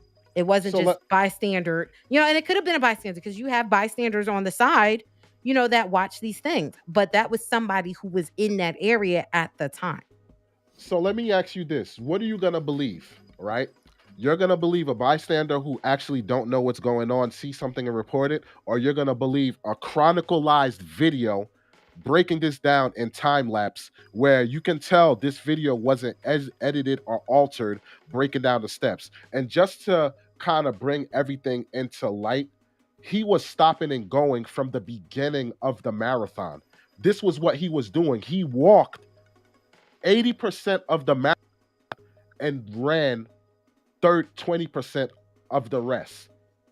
So if you're telling me my kid basically walked for 8 hours and did a little bit of running in between, like I remember being a child, you talking about running around the streets, going outside from the sun come up to the sun come down, running around all up and down this block, playing my friends, freeze tag, running, all of this stuff, doing crazy stuff, literally running all day in the summertime, get up the next morning, do the same thing over again. So Correct. But the problem is kids can. but you don't know what that quantified into in miles. Yeah, it was a few blocks and you're doing that back and forth all day, but do you know if it was in a setting that was over 20 miles? Like, that's something completely different. Well, like I said, I understand where you're coming from, but the boy has no kind of health problems. He has no kind of bone issues after this, nothing whatsoever. CPS came and did their investigation, found there was nothing wrong. The boy wasn't hospitalized. All these things that people are having questions about, none of this arrives. And you can't hit me with the something could have happened because it didn't. We could Correct. go It by did, what but if in life or throughout all aspects of life. But if it didn't happen, Wait, Erica, what is let, this let me what if? ask this though. With the him driving without a license at 6 years old, he didn't get in any accidents, but he made it home safely. Now, would I be justified in letting him drive? no. And that's No, the I know, problem. Erica. I'm asking Walls. I know what Oh, I'm going to ask. I you want you kept to saying answer. Erica. You said No, no, Erica. That's I'm why I sorry. responded. I want you to answer after Walls. Would Okay. I be held responsible for letting him drive or no? The only reason why you would be responsible in letting him drive is because legally he's not supposed to be driving. But if there was no laws in place saying that you could be like, if there was no law in place when it comes to, hey, you can be in the sun car with your child and help them drive no matter what's the age, then no, you would not be held responsible for anything because there was no law saying a child at that age cannot do it. Yeah, they might have some, different things but it's not illegal to do it. You get what Okay. I'm saying? So that dichotomy that you're bringing into it, yes, you would be held at fault because you're doing something that was illegal. But if we're talking in a universe where you can take your kids out to drive and as long as you're in the vehicle with them, whatever the case may be, no, you wouldn't be held at fault. Erica, what do you think? Okay. So for me, no. Once you put that 6-year-old into drive, that is a problem. Because think about it. In most states, you have to have a learner's permit to drive. Most states have a certain age bracket. You talking, I think Georgia was one of the states that have one of the lowest where you could have a license by 16. So I Could I think you interject real quick? go ahead. We know that aspect of it. Let's take the aspect of if there was no laws put in place because there's no law put into place saying a child cannot run a marathon. There is There's though. no There No, no is. there is. There is. there's a law, a physical law You want that me to says share you it? can't. You want Yes, me Huh? to, there are several you want laws. me to That's share it? that's why I wanted you. Okay. That's why I kept pushing the issue because Okay. I Go know ahead. there are laws for marathons. And Okay. so yeah, but go ahead. You said you got it. Go ahead and share it. Go ahead. I could share it? Yeah, Go go ahead. ahead. Okay. Is this the right one? Um, do you see it? Yeah. Restriction age policy. Mhm.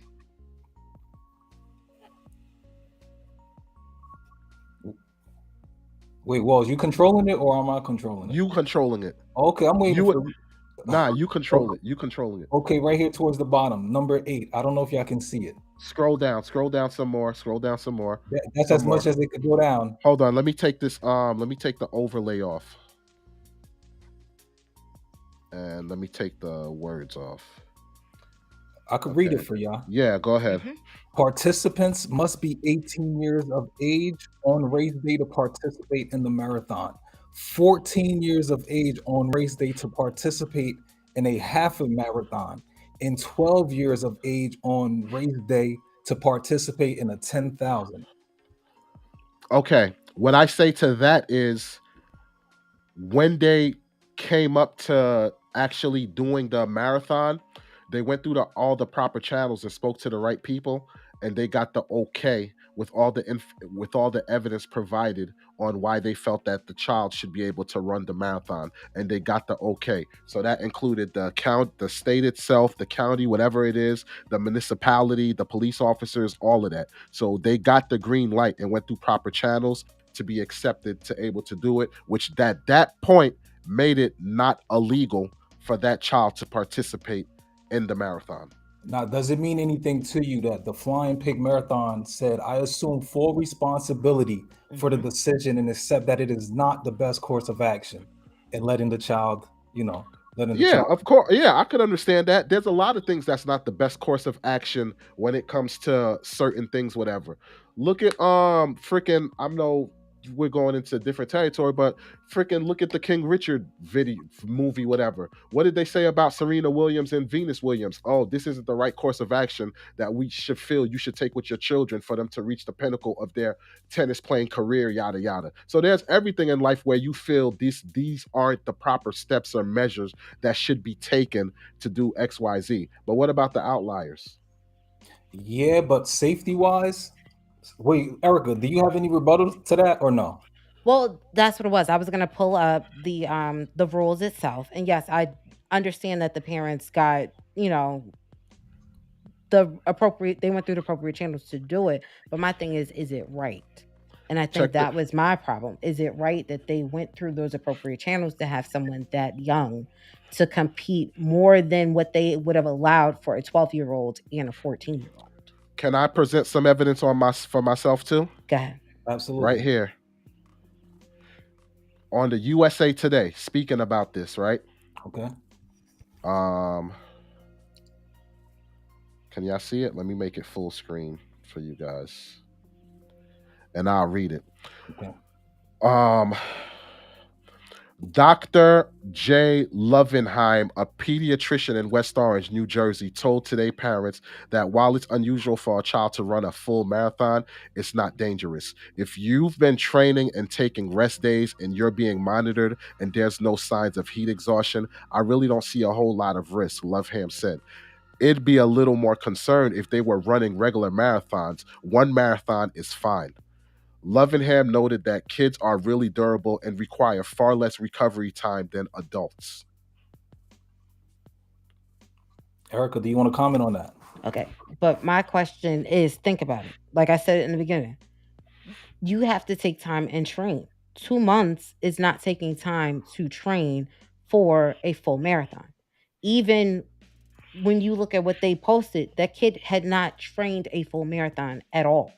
They've trained smaller marathons. So how do you go from him training smaller marathons and just you full-fledged put him in a full marathon?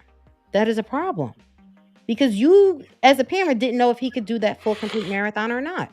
If you've never trained that full time frame. What I say back to counteract that is it's a difference if he was running the whole marathon, but he wasn't running the whole marathon. That's number one. Number two, the parents said they trained. They only chronicalized the 2 months. Excuse me. They only chronicalized the 2 months, but we don't know how long they were planning this. We don't know none of that. But at least they have something that shows that they were chronicalizing, that they did some type of training and they didn't just blindly throw him in there. So if you was telling me that he was like they attempted to make him run the full 20 something miles for the marathon, you got me there. I have no pushback whatsoever. But if the boy walked 80% and then ran the other 20% and it was stopping and going minutes here and there, I don't see the big deal. That's where I stand with it. But on the flip side is I feel like that's a lot of wear and tear on his little body in general. 26 miles is a lot. 26 miles in my car, I'm in a whole nother city. Think about it. Realistically, 26 miles in a car, 20, 26 to 28, 26 to 30 minutes, depending on traffic lights, right? It took that little boy almost 8 hours to complete that. I think it was Eight over eight hours. hours. Let Well, me that's what I'm saying. On average, over 8 hours to complete it. That's stopping, that's doing other stuff, yes, but that is still an 8 hour day in the sun, outside in the elements. There's no difference between him being out there and an adult being out there, other than the fact that when you start looking at some of these adults that go out there, this is their passion and this is what they're doing. So they took on the risk of going out to do these marathons. The parent took on the risk of sending their child out there. Yes, he may have said, I want to do this, I want to do this, I want to do this. It don't matter how many times you want to do it. I, as a parent, have to protect you. That is my job. But Erica, let me cut you off. All right, with what Wall said was King Henry, right? He got his daughters to a different level because he didn't want to limit them. He felt like, you know what, I need to push them harder. And what happened? They became two of the greatest tennis players ever. So, do you feel like those parents should be given that same type of respect, like they're trying to bring their child to a higher level, or safety comes first? Okay, but you have to look at how old Venus and Serena was when they were starting to push them to that next level. You were not pushing them to the next level at 6 and 8 years old. You were trying to push them to the next level when they were 13 and 14. Like, if you go through their books and their training and things like that, these were not things that you were pushing on a 4-year old or a 6-year old. You allowed them to do other stuff too. Yes, I get it. This family is a fit family. They want everybody to do the same stuff. I get that. But it's like, at what point do you allow this 6-year old to be a 6-year old? If you're telling me all of the rules were 6 is a little young, 6 is a little young, and you had to jump through hoops and bounce to get this kid to do this, and you took on full responsibility, I feel like you might need to slow it down a little bit. Walls, what was the benefit for that child running a full marathon? What benefit do you think was worth the risk of that child being like permanently hurt or something? Well, here's what I say to that. If this is a family that they're looking to get him into different sports, sports activities or whatever sport that he's trying to play, so to speak, then I see it as it's a beneficial to him because it's starting him early for him to accomplish whatever sport activity that he's trying to get into. Number two, even if it's not a situation with sports, so to speak, it's telling that child, when a lot of people believe that you can't do something, you actually can. If you put your mind to it, you put the will, your 100% will into it, it can be done. So it's showing them you can weather through whatever storm. Even if people don't believe that you can do it, you still can shatter those molds and make it happen. Just put your mind to it 100%. Now, do you think they could reach that same result if they put the child in a 10K, where 12-year-olds were doing it? Show like you're only 6, you're half their age, and you did a 10K. Would that have reaped the same benefits or no? I think it, yeah, I think it could have probably reaped the same benefits, but the fact that he accomplished a full marathon, the talking points is like astronomical different now. It's like an astronomical difference. It's like if you experience like, for like, say for a guy, if you experience, you get like you wind up overachieving and you get a girl that's like a 6 or something like that, yeah, that's something to brag about. But if you are overachieving, you pull a 10, that's more bragging rights and more ego for you to be like, yo, you see, this is your potential, you see what you're capable of doing because of XYZ. Or if you if you enter a science project, whatever, as a child, and you're going against all adults, And the fact that you made it past the, what's the word I'm talking, like the like in American Idol when they go city to city and they actually start picking people. So you actually get picked to now compete against like full-fledged adults. Just the fact that you made it there speaks volumes than if you made it to the next stage in the kids level. Speaks volumes to who though? You think the 6-year-old It would understand? it would make a more of a talking point for me to be like, yo, you look at what you're capable of doing. You did this at this age and you made it into the same bracket as these grown adults do, these great minds. When you say that amongst kids themselves, it's like, yeah, you did, like, you still have talking points, but what is going to hold more weight? The fact that you actually competed with a bit an older crowd, or you competed against like your own age bracket. Well, Yeah. see, but that's what I was Right. gonna say too. Like, my thing is, he was a kid, and all he wanted to do was just run a marathon with his family. Like any of the reports that you look at, that's what he kept saying. So in my head, it doesn't matter if it was 10K, 15K, or this full marathon. All that kid said he wanted to do was run with his family. Do I feel like his family took it to the extreme? I do. All right, so check this, right? So let's just say, for the sake of argument, right? If my son wants to play basketball, right? Mhm. And I have a summer league going on, and my son, he's been training to, do like play basketball, and he's decent. He's not the greatest, he's decent. And the league I'm like coaching is like an older crowd, so to speak, whatever, right?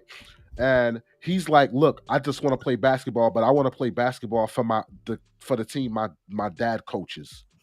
Even though he just want to play basketball for the team that his dad coaches, him playing with the older crowd, so to speak, is going to try and push him more because of what he's seeing around him, as opposed to if he plays around his peers.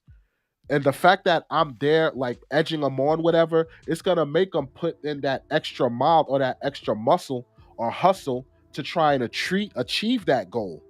You get what I'm saying? So, in a sense like that, it could wind up being beneficial, where just that push right there make him be like, well, damn, I do want to take up basketball and actually do this and and better myself, so to speak. So it can have a resounding effect where it pushed that child to want to do better, as opposed to if he was playing with his peers and just going through the motions, so to speak. So sometimes you need that parent's influence to try and make you step your game up to get to that next level and whatever accomplishments that you're trying to accomplish. Okay, see, I get what you're saying with basketball. That's definitely true. But for instance, let's say your child climbed the house, went on top of the house, and then went on the other side, climbed down.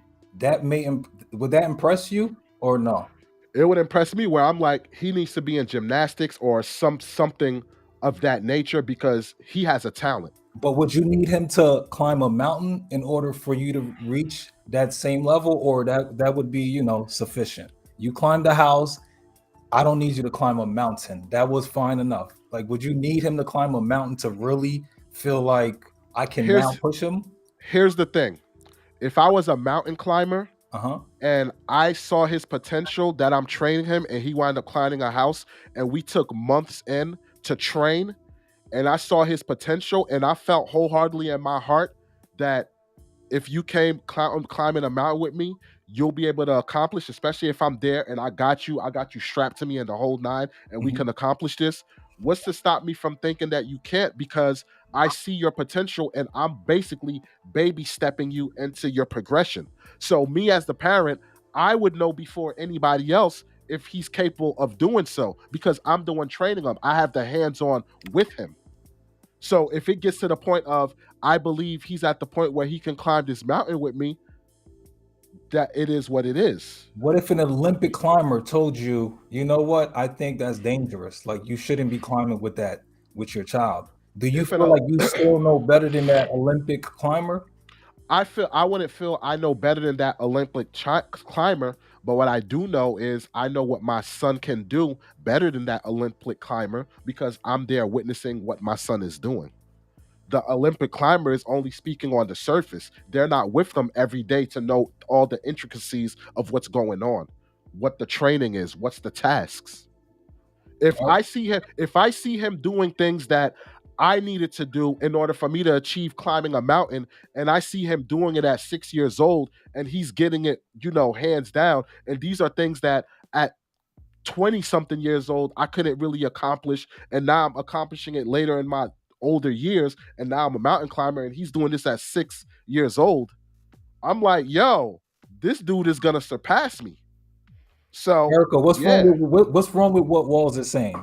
Okay, so see, this is the mentality that he has is putting me in the mentality of those pageant moms or those dance moms. You trying to live your glory lives through this kid. That is a problem. And you don't get that that's what they're trying to do. Yes, the family's all for togetherness and doing everything fit together. That's one thing. But it took the parents some time to get to that level. It took the older kids some time to get to that level. You're not giving this younger kid the same kid gloves that you gave everybody else to. You're like, oh, well, we're already doing this. You're just going to have to hop on this bandwagon. That's a problem. Because at what point do you push the 6-year-old to the point where he breaks a bone? At what point do you push this 6-year-old to the point where it stunts his growth? Because guess what? The 15-year-old and probably already went through puberty. So they they just about at their growth. These parents that went through that. This kid did not go through none of this stuff yet.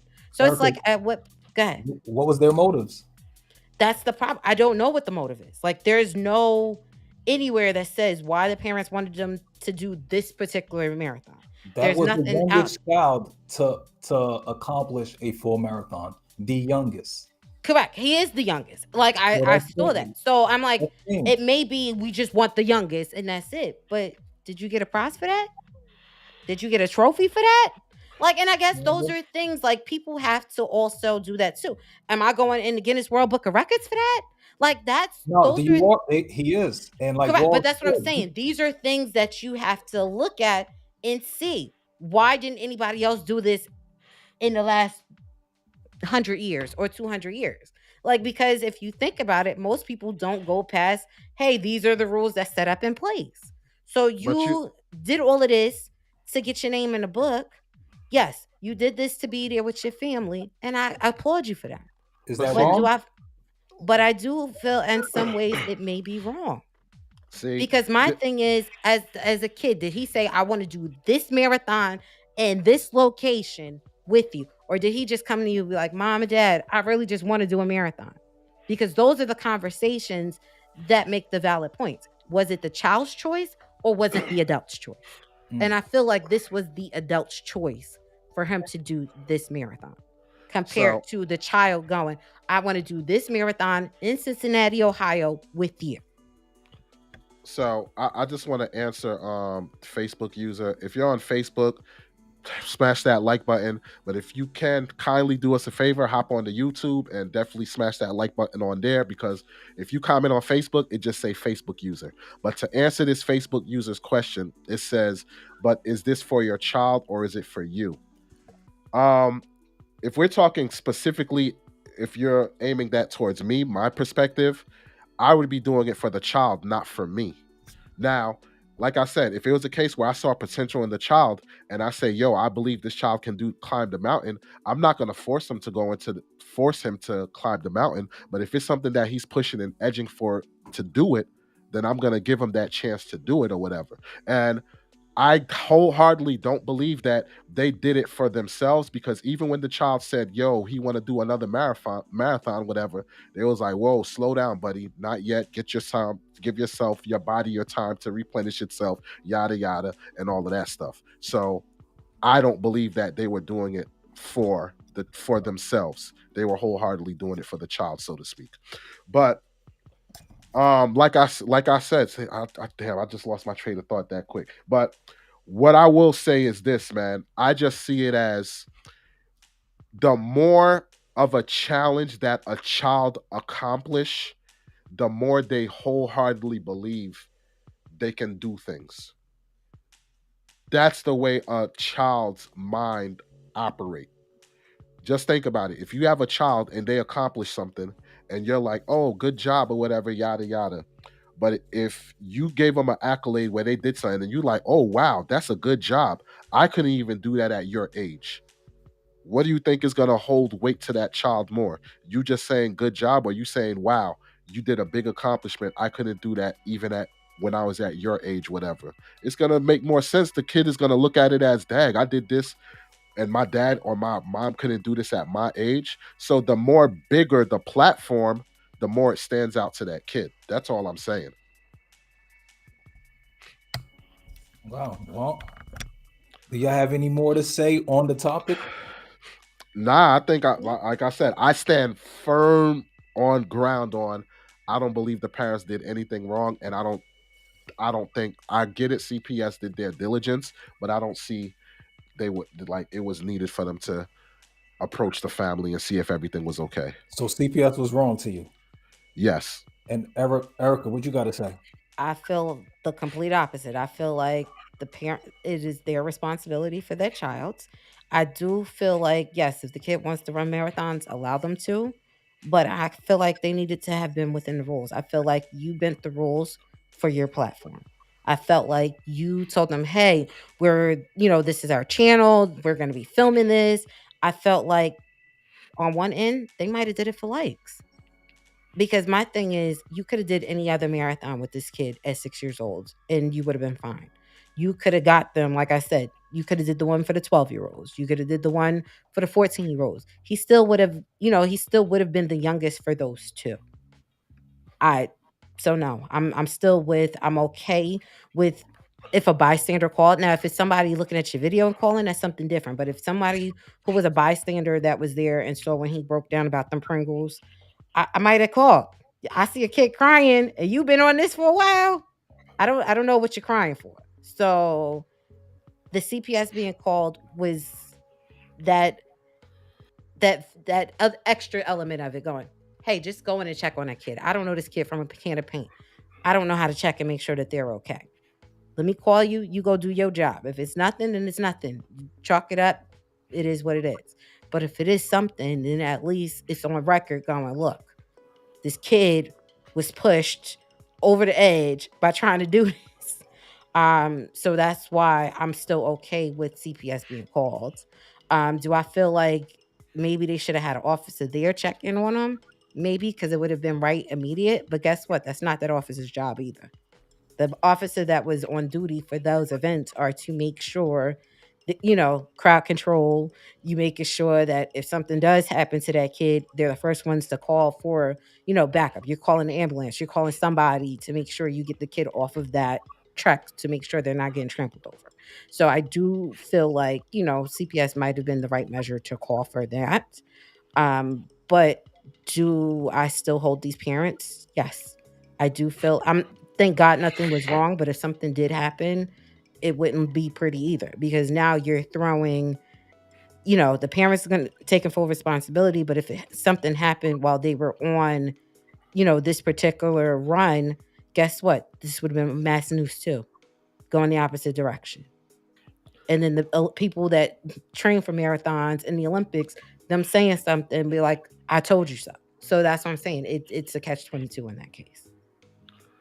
That sound like the most longest ploy I ever heard to try and convince the freaking moderator what's up, adding all these what if scenarios. No, the question was, do you hold the parents accountable, and do you hold CPS accountable? You went on this long tirade, but hopefully yes, I hold the parents accountable. And her whatchamacallit.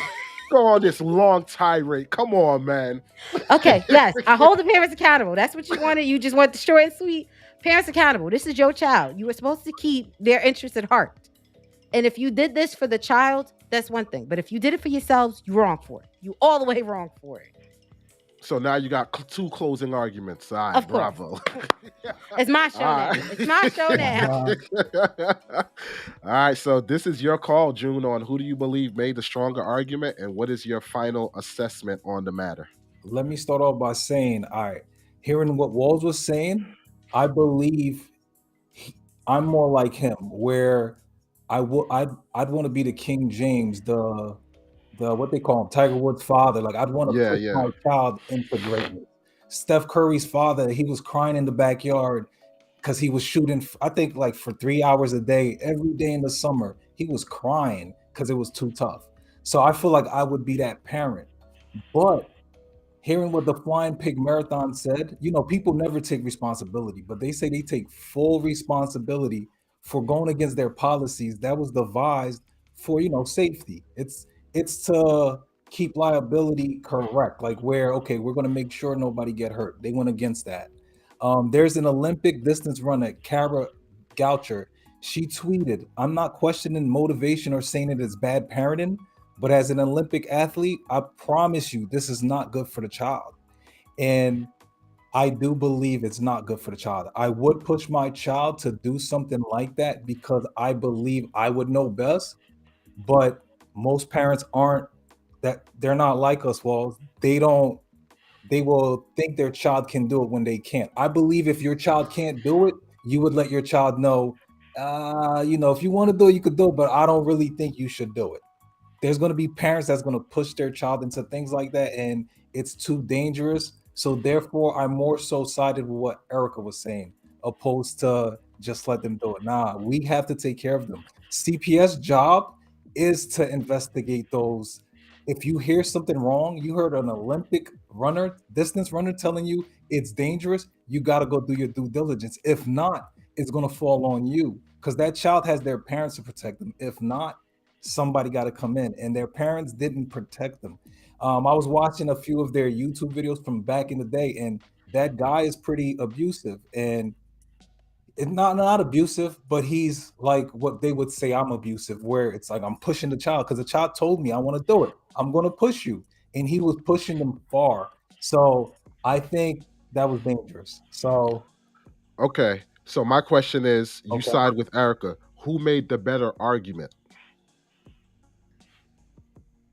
That's what I'm trying to say. Her Oh, argument, okay. I think legally it was like, let's say we're going off legality. That was correct, where Okay. somebody has to protect the child. But do I believe in your argument? Yes, somebody got to push the kid. We wouldn't have Michael Jordans. We wouldn't have LeBron James if somebody wasn't pushing them. But for safety, somebody got to take care of that kid. Somebody has to. I think the parents were at fault, not CPS. Like, Got you. All right. With that being said, we got to get another moderator next time. And nah, I'm joking. Oh, because you got the L. You got the L. no, Now you got to it switch my wasn't. moderator. It wasn't the I'm L. joking. I'm joking. It wasn't the L. It was just I was sticking to the legal. CPS was doing If he their was a job. judge, and the case was presented to him, Said I Yes. got better the legal facts. case. I need the facts. Yeah. There we go. No, I got it. I got it. No, this is what I will say for the closing argument. I don't disagree with what she had to say at all. Like everything you said made pure sense in a case. But the only thing that stood out to me was when I watched the time lapse video, I was like, the way people are painting this picture, it's not the way it was painted. Like it was more so, it seemed like the parents had a handle on things and was really handling it with kid gloves as they was running this marathon. So I went into it taking out the outside noise with the articles and everything and just looking at the video for what it was. And that was what I got from it. What if you were CPS?